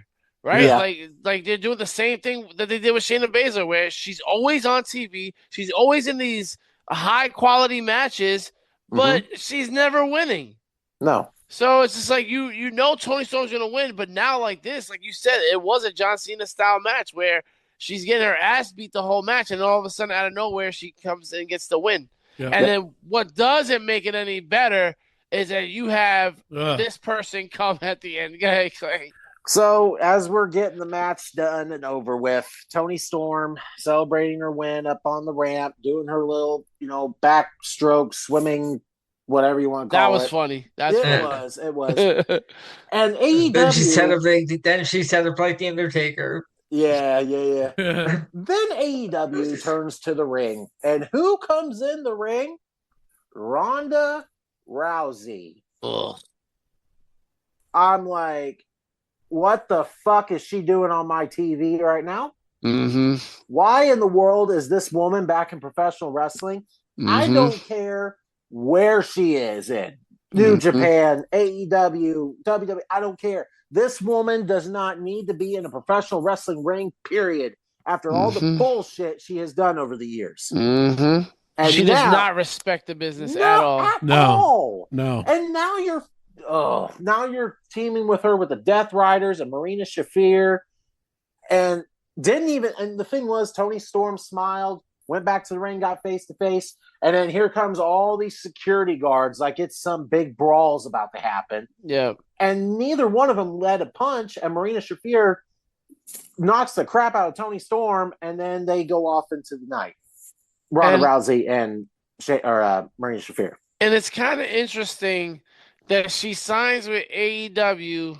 She badmouthed UFC and TKO and all of them, but she's having a match on Netflix, which WWE is on Netflix, but you're going to be with AEW. It's all kinds of backwards. It's clearly for a paycheck. She's the Brock Lesnar of AEW right now, where she's just going to get paid just to be there. Oh, yeah. And it's just absolutely absurd when you have all these high-quality women in there. I mean, you have that tall, a good wrestling female woman there, and it's just so stupid. Gosh, dang. No, but seriously, you have Mercedes Moné. You have all these great women. You have Britt Baker, who's just sitting there doing nothing now. And if I'm Britt Baker, I'm like, you got Ronda Rousey? I'm outie, bro. I'm not going to be here. It doesn't make any sense. If I'm Mercedes Moné, I'm like, yo, keep her away from me. I do not want to do a program with her. Absolutely not. Stay away from Mercedes. Toni Storm, listen, in reality, Toni Storm should get her ass beat by Ronda. In wrestling, I don't want to see that. No. I don't want to see that, because if you have Ronda mop the floor with Toni Storm, you just threw away your John Cena. Yep. And then now it really makes no sense that she's beating people like Marina Shafir. Then you're going to start going back and like, how did she beat this woman, but Ronda destroyed her in a minute? And they got to quit with the baddest woman on the planet. What? Bro, she's gotten her ass kicked before. Multiple times, and there's no originality with her at all. No. Everything she has, she took from Piper, she took from Tyson. And it's just like she doesn't have anything of her own. Well, the thing is, like, she even wore that jacket on Revolution. Rowdy Ronda Rousey. Get that Rowdy out your fucking name. It's Roddy Piper. I don't care if you're the biggest fan of him, whatever. That name should have never been on your side. Yeah. Ever. Never. So it's just sickening to me. That gave me a whole deep pain in my gut when I saw Ronda Rousey in the wrestling ring again. So, oh man, oh boy. Anyway, and I just want to say, like, very interesting spot to put it. Also, because it was kind of close to the beginning of the show, kind of towards the middle. It's like, okay, and let's move on. Yeah, but anyway, the next match we had Jon Moxley versus Konosuke Takeshita for the Continental Championship. Very good match. Honestly, I really enjoyed this match between these two. thankfully, no outside interference, no Don Callis family, no Death Riders. Thank God. So this, yes, and it made for a great match. Yes. And for these two, and and I haven't said that much about a Moxley match. No, there wasn't that much blood. Mm-hmm. There was a little bit, but not not like a regular Moxley match. But they had a good wrestling match, and it was all around different style between the both, and they both worked well with one another. Now Moxley still got the win. Again, this is where, and like Rick said, where AEW is going with the no selling of finishers. They went back and forth, with each other and everything. And Moxley ends up choking him out. Referee stoppage. John Moxley wins the Continental Championship. They shake hands afterwards out of respect. And, that was great. And I'm seeing this babyface Takeshita start to come out. And you know what? Get him away from the Don Callis family. Yeah. Got to get away from them. He's his own person now. He's better than the Don Callis family, in my opinion. Oh, yeah. It's time. Yeah. And this was an all-around great match. This is hands down my favorite Moxley match so far in AEW. Yeah. I thought it was really, really good. And like we've been saying, we haven't been the biggest fans of Moxley as of late. And I think this was a good turning point for him. Yeah. Showing you that you don't have to do all this crazy stunts that he's been doing, and we'll get into that when we get to the main event. But we had another return, Clay. That we did, and this is the other thing, and I heard Tony say this last week on the show. We don't understand Moxley's character. Is he a heel? Is he a babyface? What is he? Yeah. That's the thing. And the return of Will Ospreay. Yes. A good video package coming out. That was sick in itself. And he comes out, tries to take out the Death Riders, going after him, wants Moxley for the Continental Championship, who took him out. Yep. And, it was great to see. Yes. It really was. So I'm looking forward to Will Ospreay back in AEW. He looked fantastic. Yep. But the thing is, Moxley is still looking like a babyface, but now he's supposed to be this big heel against Will Ospreay. Yep. So where are we going with this? It's going to be tough. I mean, he's going to have to ride both sides of the fence on this one, where he can be heelish and babyface, but give an all-around great match. And I think that needs to be the focus here, is that Will Ospreay and Moxley are going to put on a great match if given the chance. So let's just hope that's what happens. I think Moxley needs to come into his own and be like, yo, we're going to do the babyface thing. We're going to do the heel thing. Let's figure this out. And let's focus on, or he can even just push the Death Riders back. Like, yo, I just had this great match with Takeshita.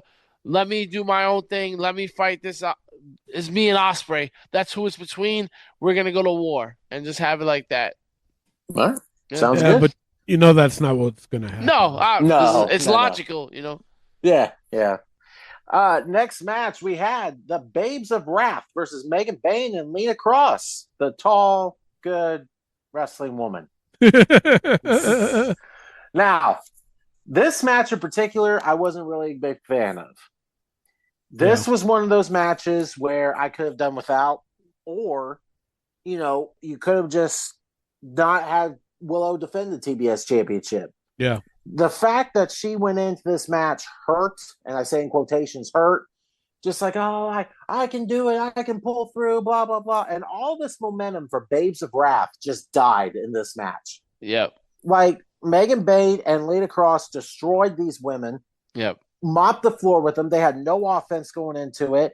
And Megan Bayne and Cross are now the new AEW Women's Tag Team Champions. Yep. In a matter of 10 minutes. Yeah. And, Go ahead. I don't mind it. No. Because psychology-wise, it's like, yo, Will's hurt, This is why I said I wouldn't mind if they just continue the match right after. Like, right after that match, we're going to have this tag team title match, and now you're really working it. So I didn't mind that aspect of it. Could the match have been better? Absolutely. Yeah. But I didn't mind that we got new champs here. Yeah. But my thing is, though, Megan Bayne in particular, defended or went after these titles with Penelope Ford. Yep. And then now Penelope Ford whatever, and she's now with Lena Cross. Yep. It's like I don't know if Yeah. it's one of those trios things that AEW does, and then they throw in different women that tag teams. Yep. Whatever. Yep. We'll just see what happens from here. Babes of Wrath, I think, ran its course too. Yeah. Like, honestly. Yep. So it is what it is. It was a good starting point for the tag team division. But now, yeah, like you said. But also, speaking of running its course, at this point in the show, we're already 7 matches in. Oh. And I don't know if it's because WWE's only been giving us 4 matches per PLE pay-per-view. At this point, I'm just like, all right, when's the main event? Yeah. But no, Right. that's 6 more matches away. Well, yeah, I'll tell you more into this about how Kaylee thought of this show. But anyway, Brody King versus Swerve Strickland, the next match. This was a hard-hitting affair between these two. Yes. Definitely a great match. I thought I really enjoyed the difference of wrestling styles between Brody King and Swerve Strickland. Yep. Made it work well. Strickland, to me, is playing an amazing heel. Yes. I love this Swerve Strickland. And just going after that, hard hitting, fun match, and Swerve got the win. Thankfully, he needed this. Yes. And I do love me some Brody King. I really do. But Swerve definitely needed this hit here, needed this run. And even afterwards, going with the cinder block, Prince Nana brings it in. Yep. Kenny Omega comes out for the save. Yep. Then you see that, Kenny Omega versus Swerve Strickland interaction, Yes. which, again, they could have a match anytime, any day of the week, and I will be excited for it. Take my money. Yes. So good match all around, especially middle of the card. Like we just said, it's kind of like, oh man, it's like 7 matches in, we're running through, but then you get this kind of match. It's like, okay, you're kind of kicking me back into the flow of things. Exactly. And by the way, 8 matches in now, and we've already had 3 returns, which is also kind of cool. It's like, okay, you're building stuff for the next show, right? And that's the other thing that maybe WWE needs to do. They're not going to do it, but less PLEs, less pay-per-views, all right, well, this next story is now going to develop for the next 90 days, 60 days, but I don't know, man. That's just the problem. But Brody King popping a chain, what do you think about that? He had all that strong. Pretty interesting, though. I'm sure Brody King is a very strong individual. He's no Mark Henry, though. No. No, but that, I get the concept of it. I understand it, but it's like, oh, you're not that strong there, bud. I love Brody King. I do, but it's just no. Know your role, brother. Yeah. Anyway, but good match. Good match. Next match, a 2 out of 3 falls for the women's world title, Tekla versus Chris Statlander. Now, this could have been done just a single pin, in my opinion. This match, I felt like went way too long. Yes. It was one of these matches where I'm like, okay, I get the story of where Tekla got her way to the title. Chris Statlander's pissed, and they go at it. I think this could have went better if it was just a 1 fall instead of a 2 out of 3. Yep. But that's just my opinion. You with 13 matches on your card, you cannot have a 2 out of 3 falls match. No. It was one of those, and Tekla got the first pin off hanging on the ropes, pinning Chris Statlander, cheating her way out of it, whatever, that would have been fine. Chris Statlander then does her finisher, gets the pin. Then the third fall goes around. The what do they call them? Sky Blue and Julia Hart. Sisters of Sin. Sisters of Sin come out after the referee gets knocked out, helps Tekla. Chris Statlander prevails, but then Tekla ends up pinning Statlander anyway and retaining her title. To me, this was one of those matches where I'm just like, and no disrespect to Tekla or Chris Statlander, but it's like, can we stop? Yeah. It's just it got repetitive real quick. And it's just like, I hate saying that because it wasn't bad. but I just wasn't into it. This is a match you open the show with, or you have on Yes. Dynamite. Yes, but Because it's too long. it just with the shenanigans and stuff, it was Yep. still a good match. Like I want to throw it there. Yep. But yeah, and Tekla is still world champion, which I'm not upset by it. I do love her nickname though, the Toxic Spider. Yes, I do love that. It's a cool name. Yeah, It's a cool name. Yeah, it Yeah. is different. It was just something. I don't know. This match, it was something about her that I was just like thrown off by. Mm-hmm. You know, I don't know if it was her doing too much with the crowd or talking too much into the camera, or I don't know. It was just something off. Yeah. No, I agree. Next match for the Trios Tag Team Championship, the Don Callis family versus Mystico and Jet Speed. Now, this to me was a weird match too. Mm-hmm. Yeah. You know, the reason why I'm saying that is because Jet Speed and Adam Page just lost the Trios Tag titles on Dynamite. Yep. Then the Don Callis family wins Mhm. after MJF gets involved. I understand why they did that, to get the title off Adam Page. Yep. But then you go into this match, which was a good match. And AEW, I will say, does really good with trios. You know, they do really good with 6-man tag team matches. They do really well with one another. But then Mystico and Jet Speed gets the trios championships. The Don Callis family didn't even have it a week. Mhm. You know, that's the Yeah. thing. It's like, I don't understand where they were going with that. I understand, because to get Adam Page off that title, but you go through all this process just to have Mystico take over instead of Adam Page. Yeah. They could have had Adam Page forfeit his part of the title. Or Yeah. you could have had them hold on to the titles, have Adam Page lose it, have the Don Callis family hold on to it until after the pay-per-view and build a story there, or just have them lose it the next Dynamite. It's as simple as that. But to have them lose it in less than a week, like you said, is ridiculous. Yes. Yeah. But it was a good match. It really surprised me that the titles changed on this pay-per-view. Yeah. Where the trios Yeah. side. Maybe we can get this as a poll. Mhm. Should we stop, or should we stop? How should I word this?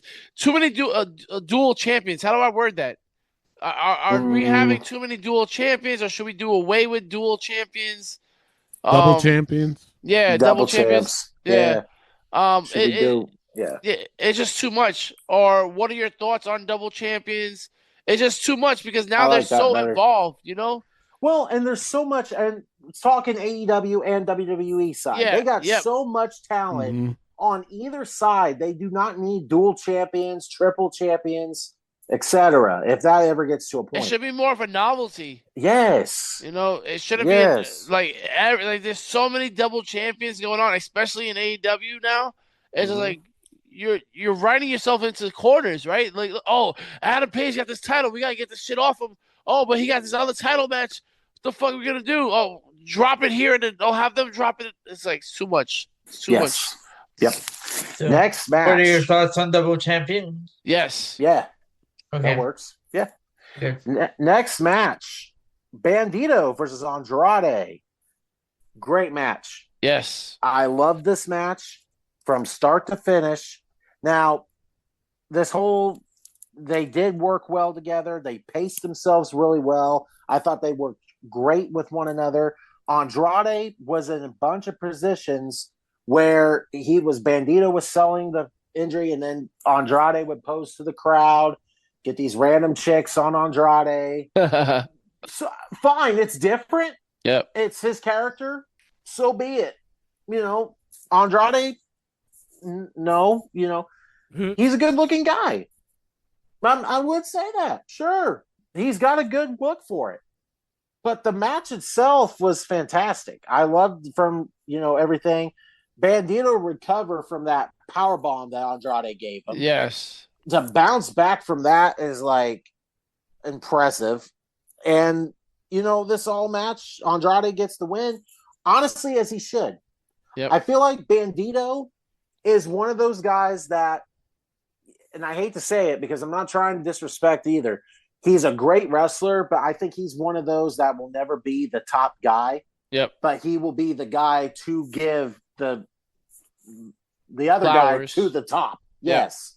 So that's what I'm saying. And like Andrade needed this, I feel like, to build out. And Andrade should be world champion in AEW at some point. Yes. He needs to be. Yeah, you would think. Just throwing these matches like he does with random people all the time.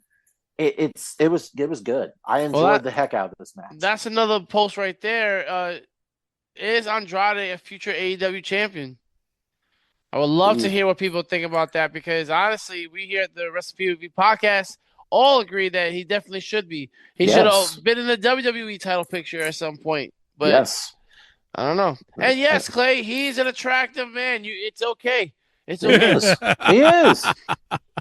Truly is. I was trying to figure out the right words for that because I didn't want to sound like, Listen, but he's sexy. It is what it is. okay. It's All okay. right, there you go. Yeah.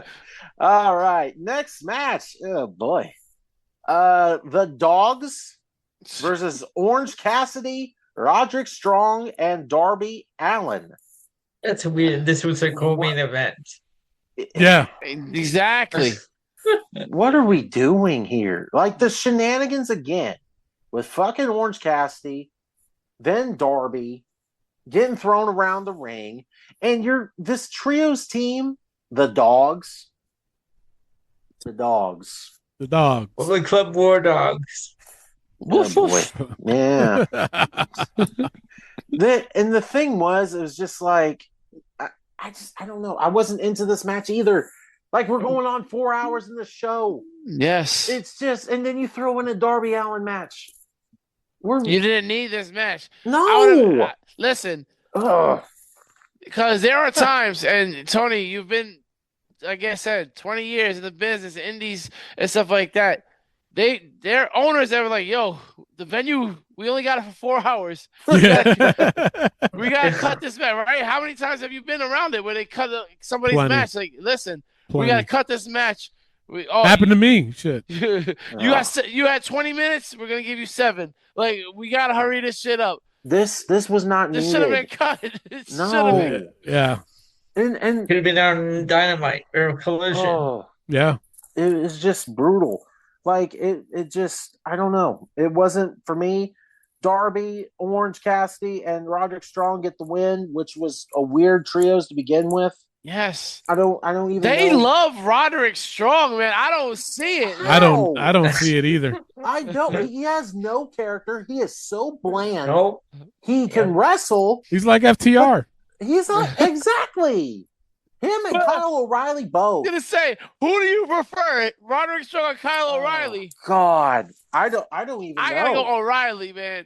Yeah. I go O'Reilly. I go with Kyle O'Reilly. Yeah.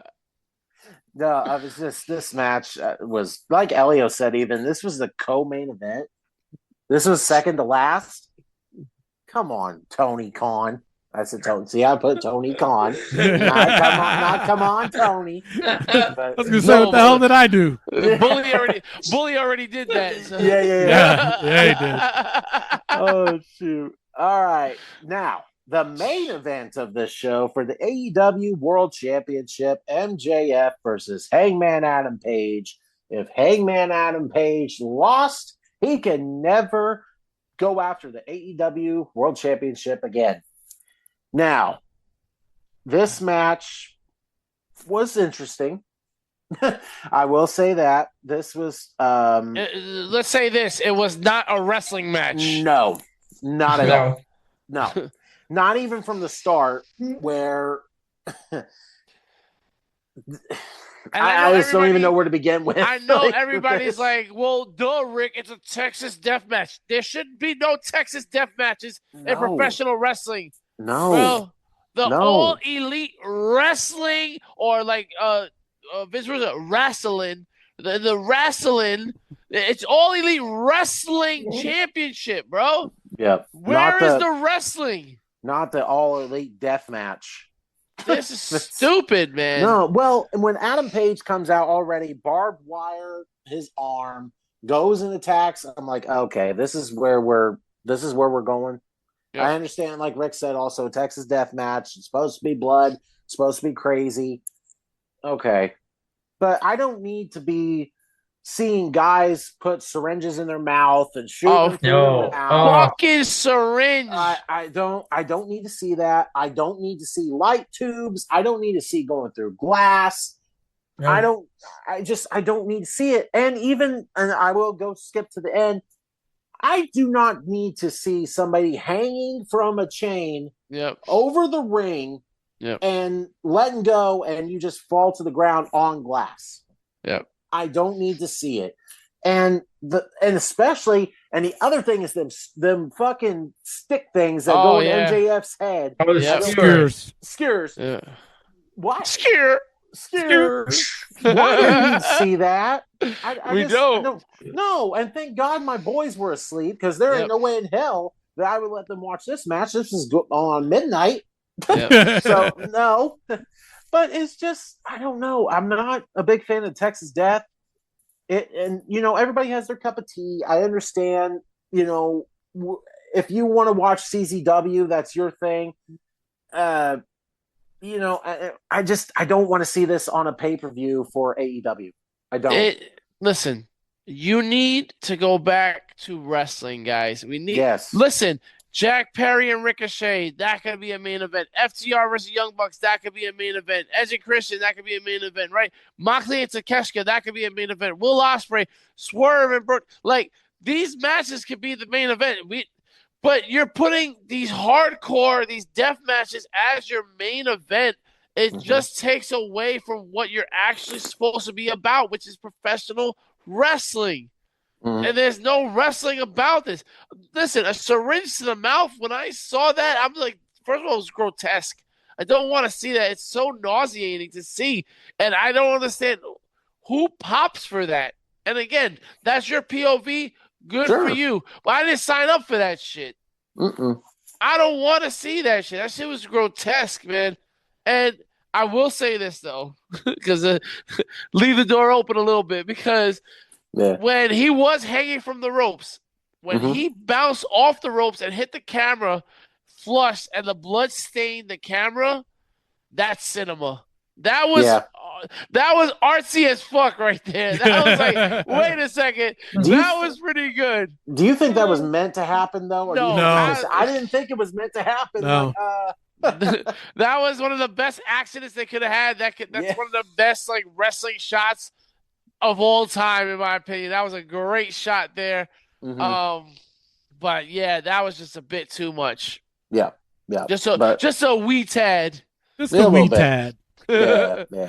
But MJF retains the belt here. How do you do this now? They got to quit with this whole, if he loses, he can't defend for the title. It didn't work for Cody when they did it. Nope. And it's definitely not going to work for Adam Page. Because now, and my thing is, and I want to do this as a poll too, what is Adam Page without the world title? Oh, yeah. Yes. Let's be real.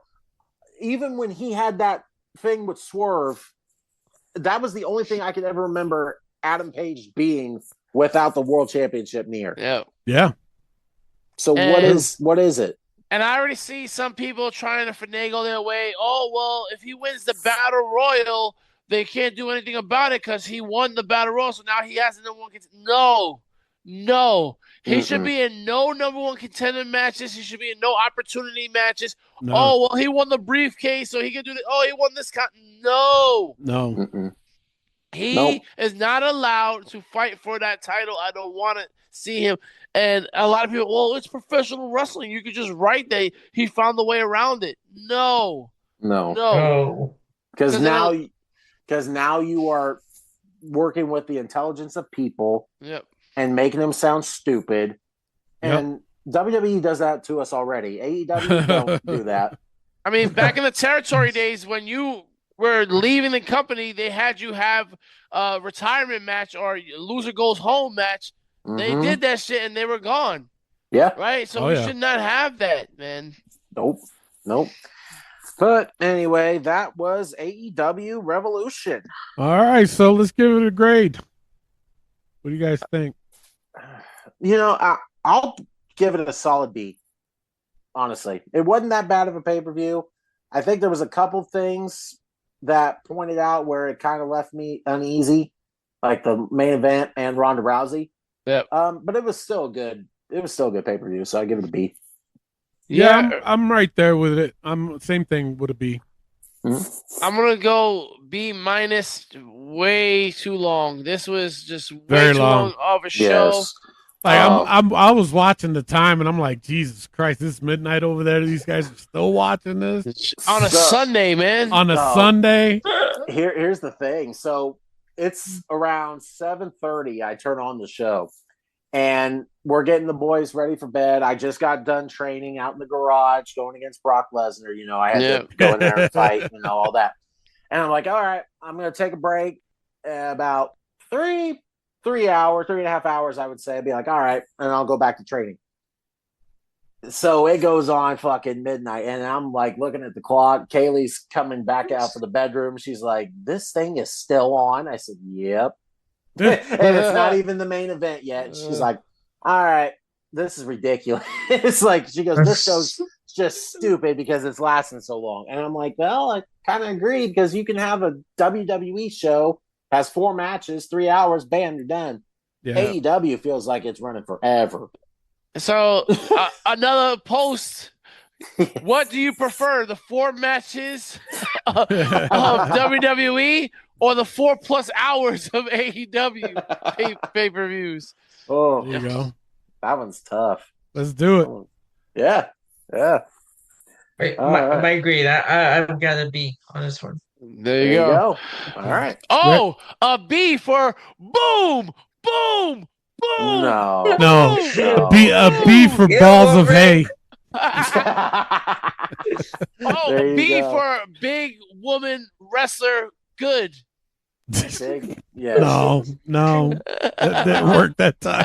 No. So what do we do? What do you prefer, the 4 hours of 4 hours plus of AEW or the 4 matches on WWE? Yep. All right, Rick, what grade you gave it? B minus. B minus? Okay. Yeah. There you go. All right, well, let's get right into this week in wrestling. What do you guys want to talk about? Let's just run through NXT real quick. Izzy Dane destroys the new women's North American champion, Tatum Paxley. Triple threat match, we had Shawn Legacy and Eli Knight defeat Jasper Troy, which was interesting but stupid. Triple threat match, but it ends in a tie kind of thing. And the thing is, and I've read people online saying, oh, this was an interesting way to pin. Yeah. This has been done before. That's stupid. Yeah. No. Lexus King and Uriah Connors defeated Tavion Heights and Charlie Dempsey. I like this faction. So that's what I was going to ask about this. So it's like a second generation faction they're going with. Mm-hmm. And Charlie Dempsey joined them. What do you guys think about that? I like it. It's different. I like it, yeah. So, I mean, I hope this faction does well, because NXT needs something going for them. My thing is this. Is there a way to create a faction of second generation talent without saying that they're second generation talent? Yeah. Like at some point, like we can make them into a faction, and then somebody down the line be like, oh, and you do know that they're all second generation talent. Okay. And stay away from, oh, well, this is this dad, and this is his dad, and this is his mom, blah, blah. Like, I don't want to be like stuck on the past so much, you know? Yeah. But it is what it is. Yeah. Yeah. And now we have Finley and William Regal back. Oh, what is this, 2007?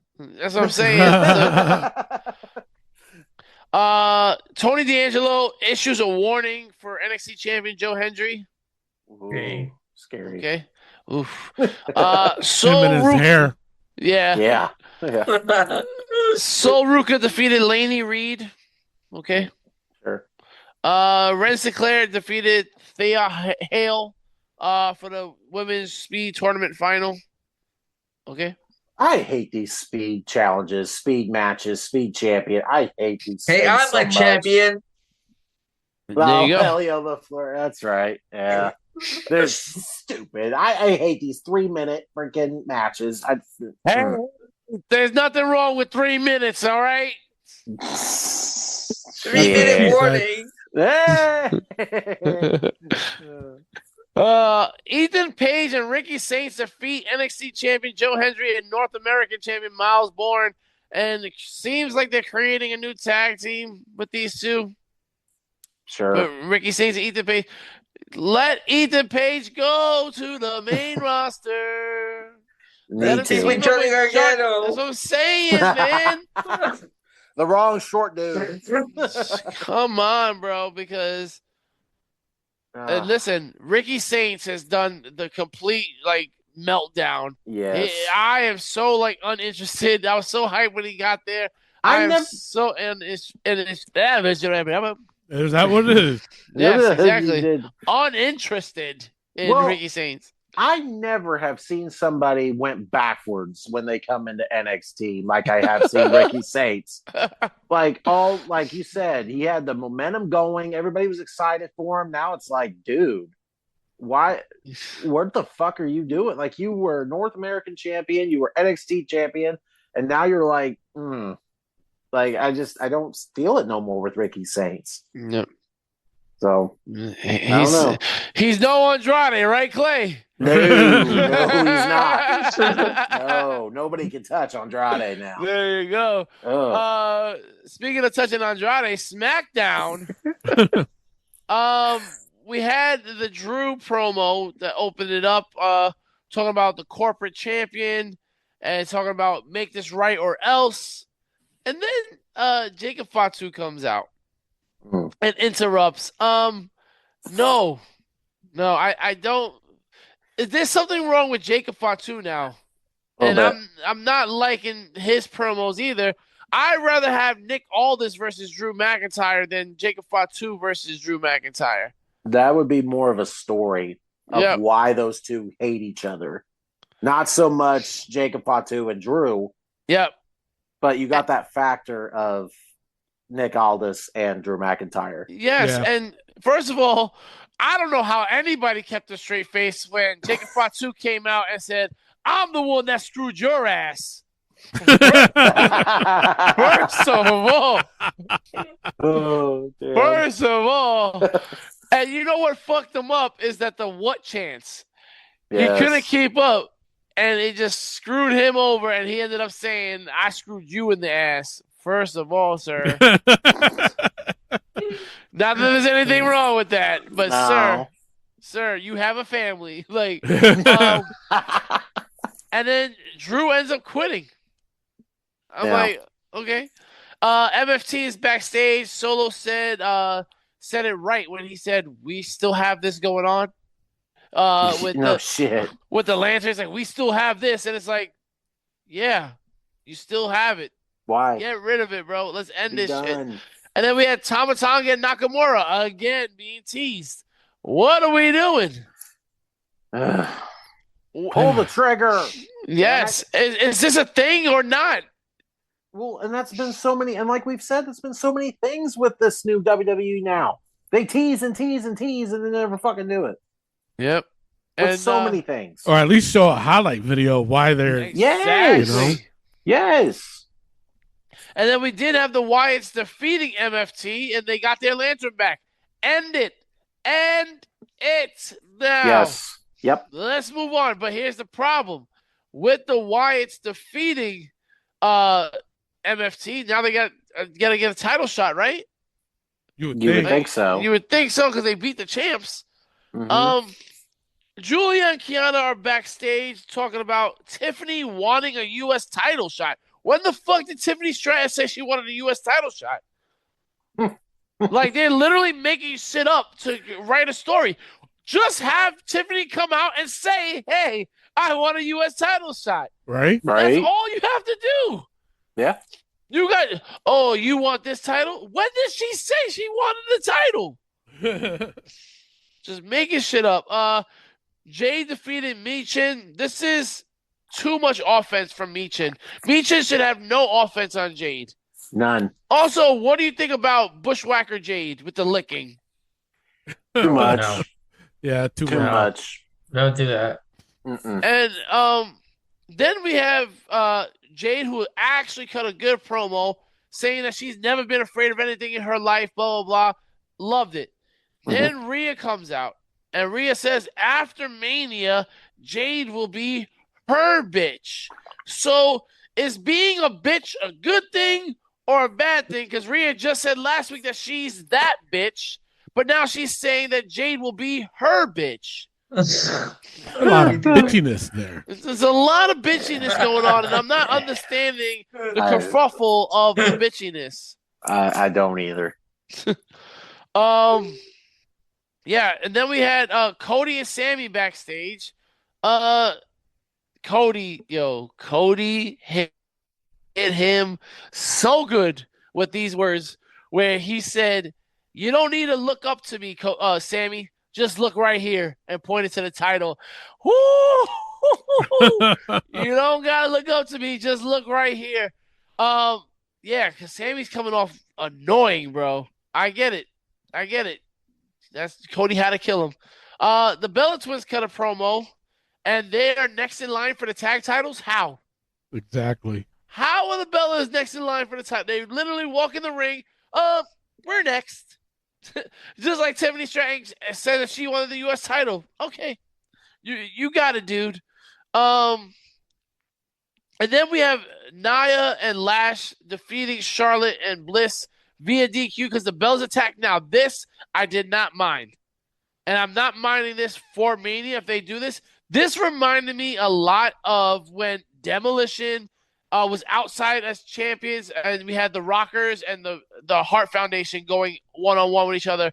And then Axe Smash went to help them out outside the ring, and then the Hart Foundation, the Rockers start pushing, and then we had all three teams going at it.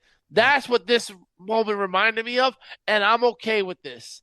I don't hate it. I'm glad that the Bellas will have a match at Mania with other teams, that it's not just them going one-on-one for the titles. I prefer them to have multi-teams involved in this, so I didn't hate this. We had PR Truth backstage talking, and they defeated Los Garzas in a match. I guess you got to do something to build them up, to make them a credible tag team. You got to do something. But I'm not for it, man. I'm not with this team. I hate it. It's annoying to see this as a tag team. And now that they're going for the tag team titles, I don't like it either. R-Truth is not – I can't take him serious. No. But he's just taking everybody else's moves and doing everything. It's just – no, I don't want to see that. And again, he already had his Mania moment with the tag team titles with The Miz. Yeah. So why isn't R-Truth putting people over? True that. You know? Or giving people some shine. Motor City Machine Guns are backstage, and again, they're trying to have this little rift. I don't want Motor City Machine Guns to break up. I don't like that they're having them, you're helping Johnny. But next week, we got Motor City Machine Guns versus Fraxian, which should be a great match. But I don't know what to do with this. I don't want to see them break up. No, I don't think they will, but you never know. Yep. Danhausen curses The Miz. Okay. Yeah. I like the Miz is already cursed. I just I think it's time where the Miz does not need to be on WWE TV no more. Yeah. Honestly. Retire. Yes. Yep. Now Miz TV with Jelly Roll. Yay. Yay. Yeah. So we had we'll try to get Miz TV with Jelly Roll. Yay. Tony. Yay. Yeah, there it is. So, yeah. Miz taking credit for Jelly Roll losing 250 pounds. That was funny because we all know that was the Ozempic that was talking, that did that shit for him. Ain't no fucking, you weren't there when I was fighting and running. Bro, you were popping pills. Stop it. Let's not do that. But then Kit Wilson interrupts, and then Jelly Roll punches the Miz, and I do not want to see Jelly Roll at WrestleMania. No. It's gonna happen. And it's definitely going to happen. It will, but I would like to see him perform music. Yes. At WrestleMania. Yeah, I he can do do love that. Jelly Roll's music. Yeah. I do. But to perform in the ring, no. To be an 80 overall in 2K, no. Absolutely not. No. Tiffany Stratton was backstage. Now this was funny, where Chelsea Green comes out of nowhere with the wheelchair, and Tiffany Stratton just takes a chair and just pushes her off camera, and basically saying that she wants to get that U.S. Now she says she wants that U.S. title. I'm like, okay, that I can deal with. There you go. Danhausen tells the Miz there's only one way to reverse the curse, but we never find out what that way is. So that we'll see what happens with that. Tiffany Stratton defeats Kiana James, so now I guess her and Julia are going to be going at it at Mania.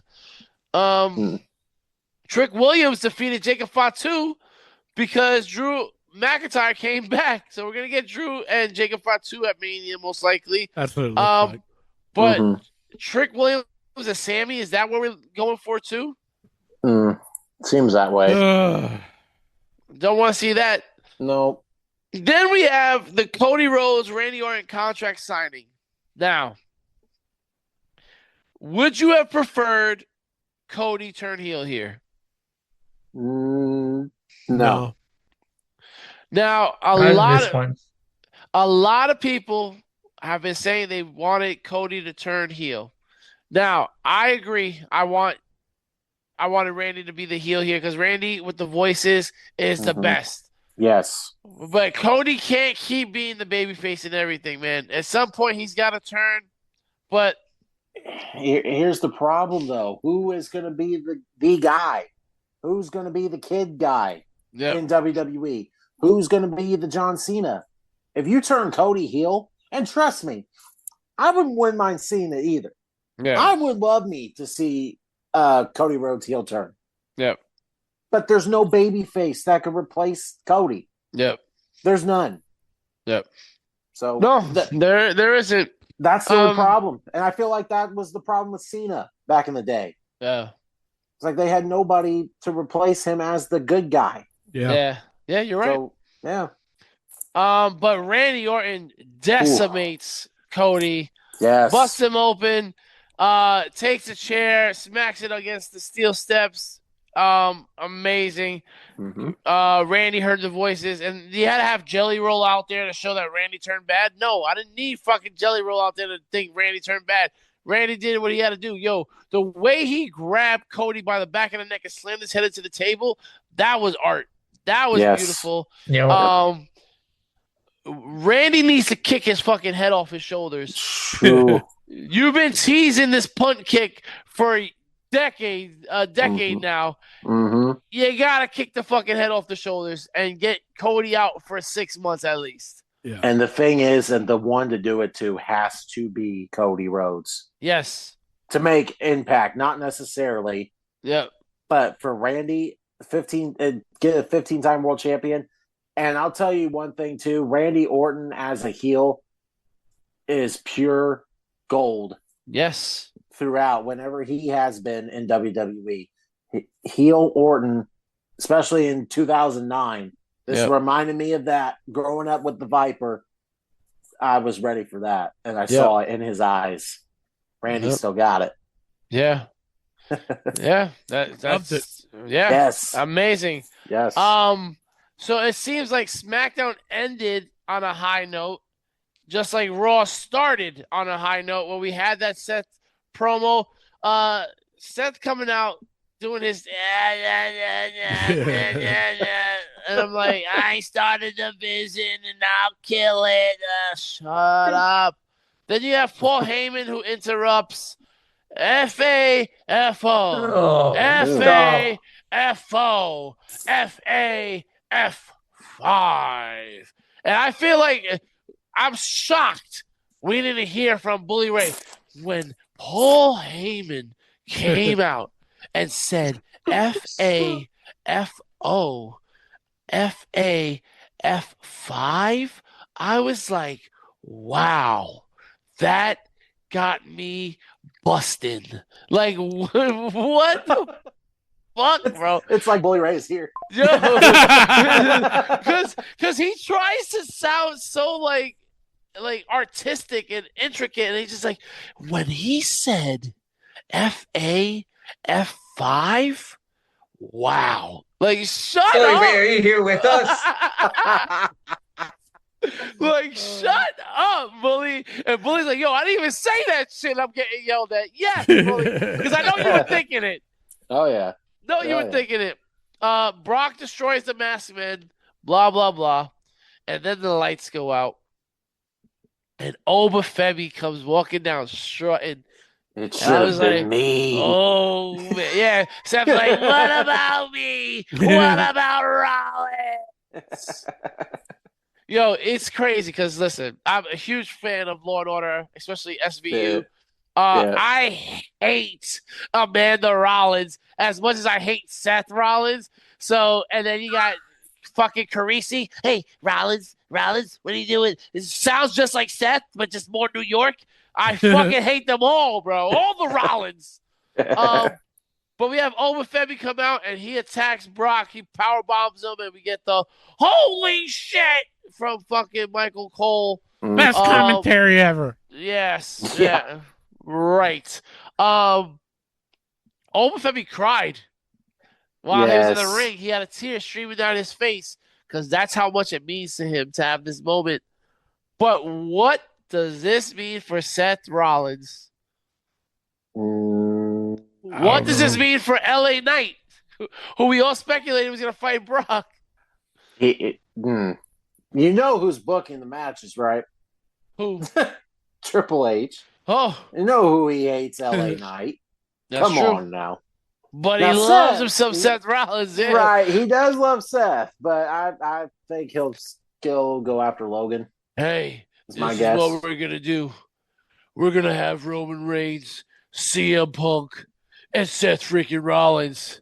Because that's how we do what we do. It's going to be epic. It's new era. We did this last year. Hey. Let's do it again. It's Vegas. Oh, speaking of doing it again, we're going to have Roman Reigns backstage with the Usos, and they're going to do the Bloodline thing again. What? Right. Did you enjoy the show? Did you enjoy the show? That's why we do what we do. Shut up. Roman Reigns is backstage with the Usos again, and the Usos don't have the tag titles again. Well, 3 weeks in a row now And that they're you know on TV what? without the belts. And while I was watching Raw, I was like, who the fuck are the tag team champions? I legit thought that in my head, and I was like, oh, no, it's the Usos. But for a split second, I thought that to myself while I was watching Raw. I was like, who the hell is the tag team champions? You know, because I was trying to think, you know, for WrestleMania and this and that. And I literally was like, who the hell is the tag champions? I didn't even know until it popped up, and then I was like, oh, okay, it's the Usos. And then we got Roman Reigns out here saying, oh, all the Samoans come and get CM Punk before or after Mania, but during Mania, he's mine. What? Why are we doing this? Are we forgetting that Roman was an asshole and the Usos are just like completely like, oh, yeah, we're with you, man. Like, so dumb. Family Us. And then we had Grande Americano versus Grande Americano. By the way, been a Mania match. By the way, Ludwig Kaiser is the number one contender for the AAA championship as well because they had. Yeah. So now he's number one contender over there, but he also beats the original Grande Americano because Bravo loaded the mask. And by the way, I said last week when these two fight, they're gonna go head to head and hit each other in the head with the mask, and they did that at AAA. Yeah. They did the exact spot. And I'm like, bro, this is dumb, bro. They're listening to the show. But why did you have this at Mania? Do not drag this out to Mania. You're going to, but don't do that. I don't want to see it now. I already seen one beat the other. No. But they're going to do mask versus mask. Yeah. We had Liv Morgan do a video promo. This has been my plan since I joined Judgment Day. Is to expose. No, What? it No, hasn't. What are you talking about? Holy shit! Why are you treating us like we're idiots? I mean, She some was of us are brought dumb, in to but break no. up Rhea and Dolph. Yes. Yes, it wasn't the whole plan to get Finn out of the fucking Judgment Day, you dumb broad. Jeez, oh Pete. This is so dumb. We know what balls of hay is. Exactly. Exactly. Liv Morgan's no tall girl, female wrestler, good guy, something. No, God. She's No, not. she's a short, good wrestler Girl. thing. Yeah. Oh. Damn. Look at us. Speaking of short wrestler, good girl, AJ Lee defeating Bailey. Fucking Bailey, bro. Ugh. How much more disrespect can you get? If you Can't catch a break. didn't see Triple A this weekend, Bailey lost to Flamer after putting her over. Mm-hmm. And then she goes to fight for the Intercontinental title and loses to AJ Lee after making her look like $1,000,000. Taps out, too. And You tap taps out. And then Yep. if you think that was bad, well, Becky Lynch makes a return and she attacks AJ Lee. So we're going to get that at Mania Again. again for the third For time. how We're many- gonna see Becky versus third AJ? time. Come on, bro. Just You think of the can't- video package. Well, fuck. You can't throw Bailey one bone at one time. Like, seriously? You can't. Yeah, I'll throw a bone at Bailey. you know. Well, yeah. Professional We all- purposes only, though. You know? Yeah. Journalistic. purposes. Exactly. Yeah. But that's the thing is, like, you already screwed her out of one Mania. You're screwing her out of another one. It's like, why? I'll tell you what, Bailey is probably one of the most loyal wrestlers on the planet in any company. And yet you are being so cruel to her. It's sickening. Loyalty gets you nothing in this world, No, man. Right? it doesn't. And it's horrible. And I'll just skip ahead because then we got Bailey and Lyra backstage, and Lyra says, "Let's go after the tag titles." What?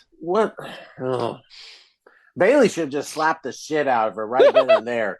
Like, seriously, like, no, bitch. I'm not going after a tag team championship again. Not with you. Not with Lyra. No. Right? We know what happened the first time. Get the zip ties away. Yeah. Yes. We had an amazing match with Penta and Dragon Lee where Penta goes over, but why the fuck is Dragon Lee going for the Intercontinental title and not confronting Gunther? Why is Gunther not on Raw? Yeah. Yeah. True. And they got nothing for Gunther. Nothing. He retired John Cena and AJ Styles in a span of 5 months, and he's not at Mania. And there goes the momentum of Gunther. And why, again, Dragon Lee's first match or first anything appearance on TV should have been confronting Gunther, where he gets decimated and then Rey Mysterio comes out or somebody comes out that he can retire. But knowing Rey Mysterio, I'm not ready. I'm not ready to retire yet. I'm not ready to retire yet. I've Bro, had 6 surgeries on my knee, though. But I'm not ready to retire. Jesus Christ. Then the Vision is backstage. Pressure is not getting over Austin Theory. No. Pressure is not getting. Oh, pressure. We need pressure. Yeah. No. Austin just needs to stop talking. Yes. In general. He needs to stop talking. And now they're going for the tag team titles next week. Not at Mania. Next week. Yeah. Why do they have a problem with putting title matches on WrestleMania when it's your biggest pay-per-view of the year? Who knows? What's going Well, once upon a time, way back when, they used to do that. Right? Oh, seems like so long ago. When Right. WrestleMania actually meant something. Yeah. Yeah, this is not making sense. So The Vision, LA Knight, Seth Rollins, and the Usos. What the fuck are y'all doing with them? I don't think they have a clue. I don't think they have a clue. And LA Knight is literally talking to the Usos and telling them, bro, y'all doing this bloodline thing again? Y'all literally know how this ended up. Y'all doing this again? Mm-hmm. Y'all took one of the greatest stories ever told and you just destroyed it. Yep. And you're trying to bring it back? Yep. Oh, we're gonna run it back. and Jey Uso, why are you Jay's get? Oh my God, he's just getting on my damn nerves. Yes. Yep. It has with the tough guy image. Well, the like, craziness. stop. Like, why in the promo do you have to scream and you can't hardly understand what he's saying? And he makes those faces. Yay! Yeah. Yay! Like, Jimmy, thank God can cut a promo. Because, oh my God. Jimmy's the only convincing one out of the two. Yes. But fuck Jimmy. Yeah. You know. Who cares about Jimmy? Look at Jimmy. Jimmy. We had Stephanie Vaquer defeat Raquel Rodriguez with Liv interrupting the match. So what are we doing with Raquel? I know her. I don't know. Where the fuck is Roxanne? When she get hurt? I don't know either. Nothing was said about it. Mm-mm. And then here's the thing: I do not want Raquel Rodriguez walking down the aisle with Liv Morgan. You know that's going to happen. And I do not want her turning on Liv Morgan in the middle of the match at Mania either. They should be facing each other at WrestleMania. Yes, for the title. Yes. But what do I know? Yeah. And so why is apparently Roxanne's out with an injury? Yeah. See, I know things. Because she had surgery. She had back surgery. Oh, what? wow. Oh. Yeah. I didn't know it was that. Jesus. Man. But what also I didn't understand, why is EO coming out? Yeah. To help Stephanie Vaquer? Now they're going to form a tag team after Mania. And listen, I know Semler and all that, like Semler was all like loving Io Sky and what's her name, Rhea. Yeah. But Io don't belong in this match. She don't belong anywhere near this. No. And again, I love Io by herself, but Io don't belong here. You don't go here, girl. No. Having her fight Raquel, is that going to be a Mania match? I don't want to see that. Well, that was the whole thing of when Rhea and Io Sky did that little breakup thing. They said one's going to be on Raw, the other one's going to be on SmackDown, but then Io comes back on Raw. Yeah. It's like, what? I don't know. I don't know, man. I don't know. Either. Oh, man. And like I said, Usos backstage with LA Knight. This is family business. Mind your business. And LA Knight's like, I don't want the bloodline back together. Nobody wants the bloodline back together. No. And then we have Roman and CM Punk's promo. That everybody's like, oh my God, it was so good. Roman calling Punk redundant is the pot calling the kettle black. Because all you do is say the same shit. Mm-hmm. I get it. CM Punk is repeating himself, but all you do, Roman, is repeat the same shit over and over again. And then all he does is he mocks their voice with a higher pitch. Who's the real Tribal Chief? Like, bro, Roman, stop. You're not funny. And no one's ever laughed at Roman. Like, stop. And then his line of talk to the top dollar players, go ask your wife. Well, let's be real. AJ was never a top dollar player. No. She was a great performer. She's a legend. Yes. She was never a top dollar draw. So that little jab you're trying to throw at CM Punk doesn't really work. And then we're not going to talk about his dead dog. We're just going to call him old. At the end of the day, you're old. That's the line that we end with. That CM Punk is so pissed that he hits him in the head with the microphone, and Roman's laying back on his back, smiling, and then grabs. Oh, I'm supposed to sell. Grabs his head. That's how you end Raw. And then you have Roman. See, he's talking about he's in my head. Looks like I'm in his. What? You said nothing. The man talked about your dead dad, and you told him he was old, and that was supposed to be the punch back. Right. What? Okay. Cool. Yeah, I'm 40-something years old. Yeah. The Usos and nobody came out. None of the Samoans came out. None of that stuff. So what are we doing? No idea. This was god awful. And remember what Dave LaGreca said? Oh, I want a brawl. I want this to be over. I don't even want a 5-star match. I want this to be over. This is not a Mania-worthy match. Randy Orton and Cody better close out the show. Mania, I hope so. Because CM Punk versus Roman Reigns is not feeding anybody. No. I guarantee you it's going to be a main event at 9-1, though. How many more weeks we got till Mania? Too many. At least 5. They said, was it like 33 days? 34 days? Something like that. Yeah. So we got 5 weeks, 4 So weeks. we got 4 to 5 weeks of this. 4 to 5 And that's weeks. the other thing. Put them in the fucking ring. Let them have a match with somebody. Yeah. Hell, I'm sure they're afraid that one of them is going to get hurt and it's going to fuck up the whole thing, main event. I bet that's what they're thinking, though. Yeah. But hell, back in the day, you had all the time with wrestlers fighting before Mania. Yep. Never worried about it. Yeah. Whatever. It is what it is. Yeah. This is a rocky road to WrestleMania. Very. Yep. The balls of hay. There you go. That's right. All right, so I guess that's it for the show. Yes. Yep. But make sure you tune in after the show because we got the 5-second shuffle championship, which Elio won last week.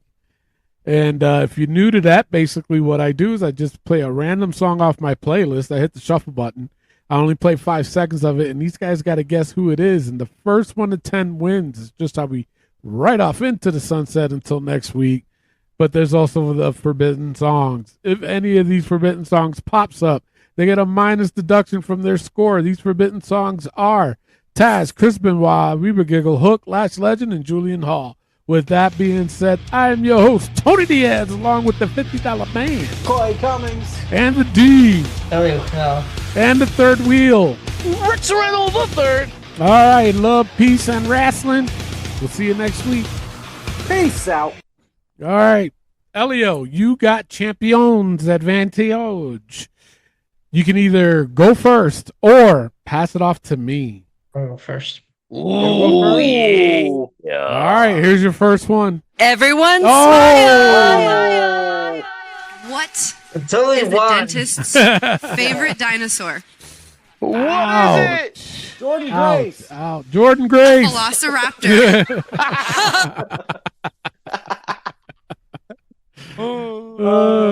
That was funny. That was funny. All right, goes to me. Here's my first one.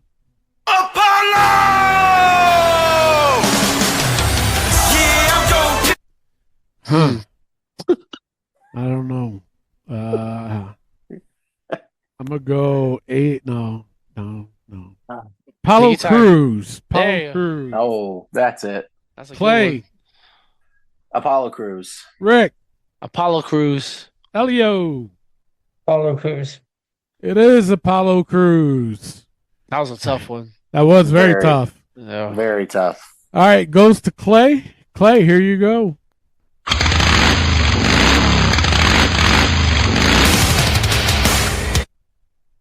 Baron Corbin. Rick. Baron Corbin. Elio. Baron Corbin. I'm also going Baron Corbin. It is Baron Corbin. End of days. End of days. Yeah. That's right. All right, it's on to Rick. Rick, here's your first one.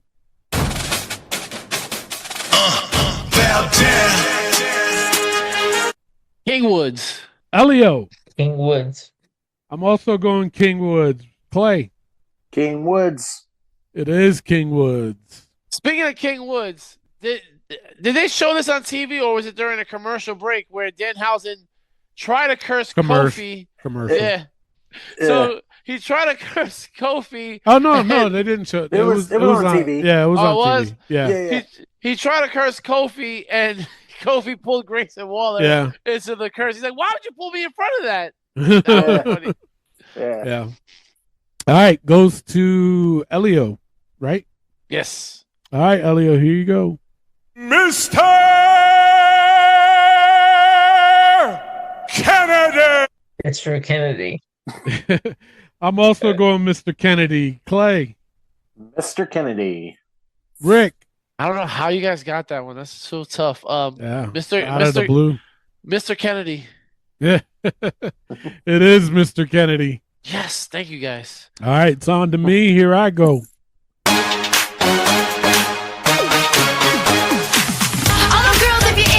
I know this one. Shut up. Ay, Dewdrop. Yeah, Dewdrop. Clay. No, I seriously, man, I've heard this before. I just don't remember who it is. I don't either. I know I've heard it, but I'll go with you. I'm going to Dewdrop. Rick. See, here's the thing. And those of you that are listening to this don't see our faces. Elio his face is diagonal to the floor. He had no reaction. Locked in. He had no reaction to what Tony said. I've been watching his eyes to see if his eyebrow fucking twitch. He didn't react at all. Normally, his face was perpendicular with the floor, man. I don't know if it's Dewdrop, but see, look, I said Dewdrop, and Elio still, look, he shook his head no a little bit. See? Unless it was a twitch. I don't know. He's got that poker face on. I'm going to go with Dewdrop. Elio. Man, I have to go with Dewdrop. Ooh. It is Dewdrop. Woo! Man. It is Dewdrop. Wow. All right. Goes to Clay. Clay, here you go.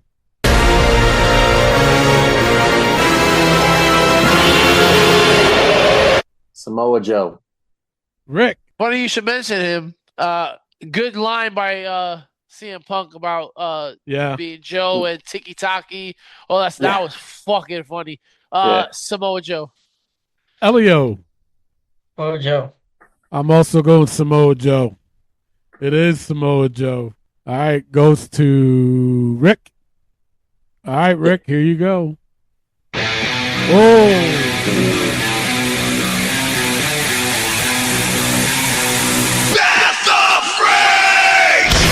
Damn.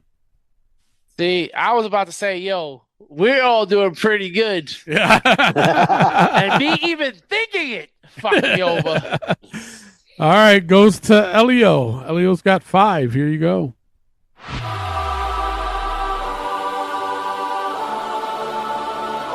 Bailey. Now, see, I was thinking that too, but then I'm like, wait a minute, there's that one part that still has to come up.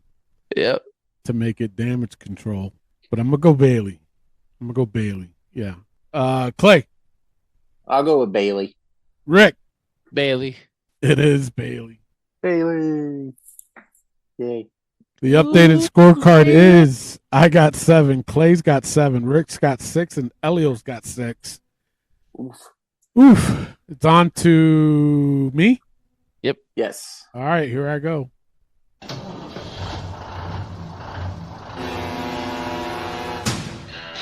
I'm going Diesel. Clay. Diesel. Rick. Diesel.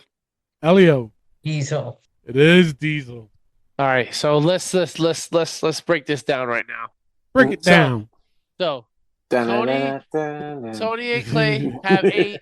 Rick and Elio got 7. I need Clay to get hit with a Forbidden Song right now.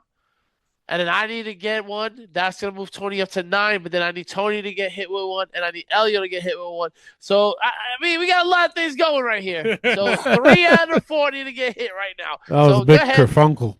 Yeah, Furkunkel, Furkunkel. Furkunkel. Yeah. Go ahead and hit Clay with this Forbidden Song, Tony. All right, Clay, here you go. Yes! Oh! My God. What? You are cursed! Man. That's Ouch. fucked up. The Forbidden Nice. Sunhausen got you. Sunhausen. All right, goes to Rick. Rick, here you go.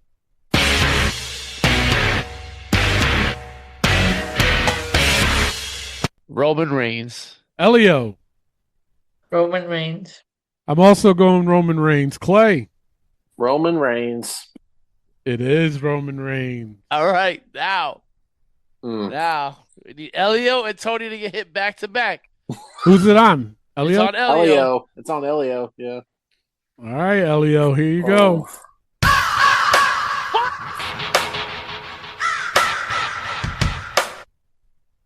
Raven. I'm also going Raven. Clay. It's for shits and giggles. Let's go Eagle.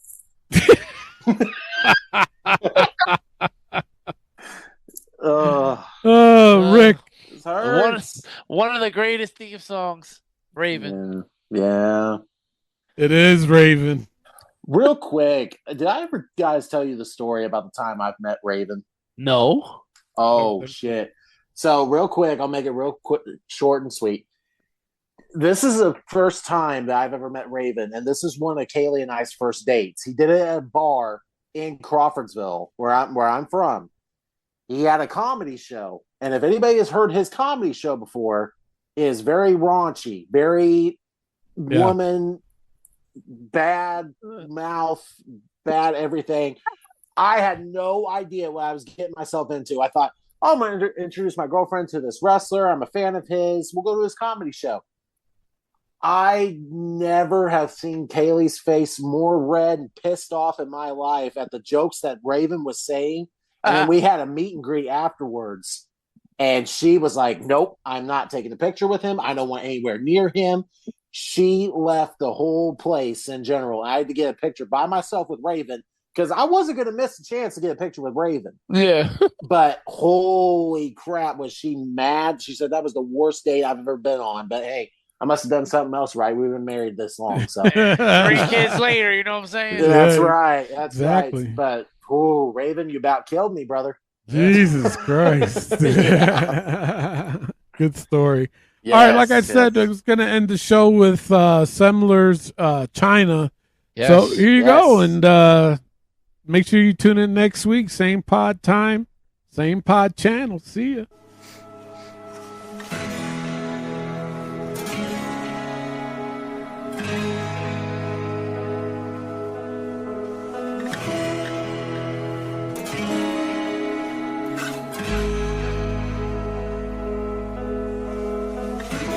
There's something about her, everyone knew it. Beauty and power, delicate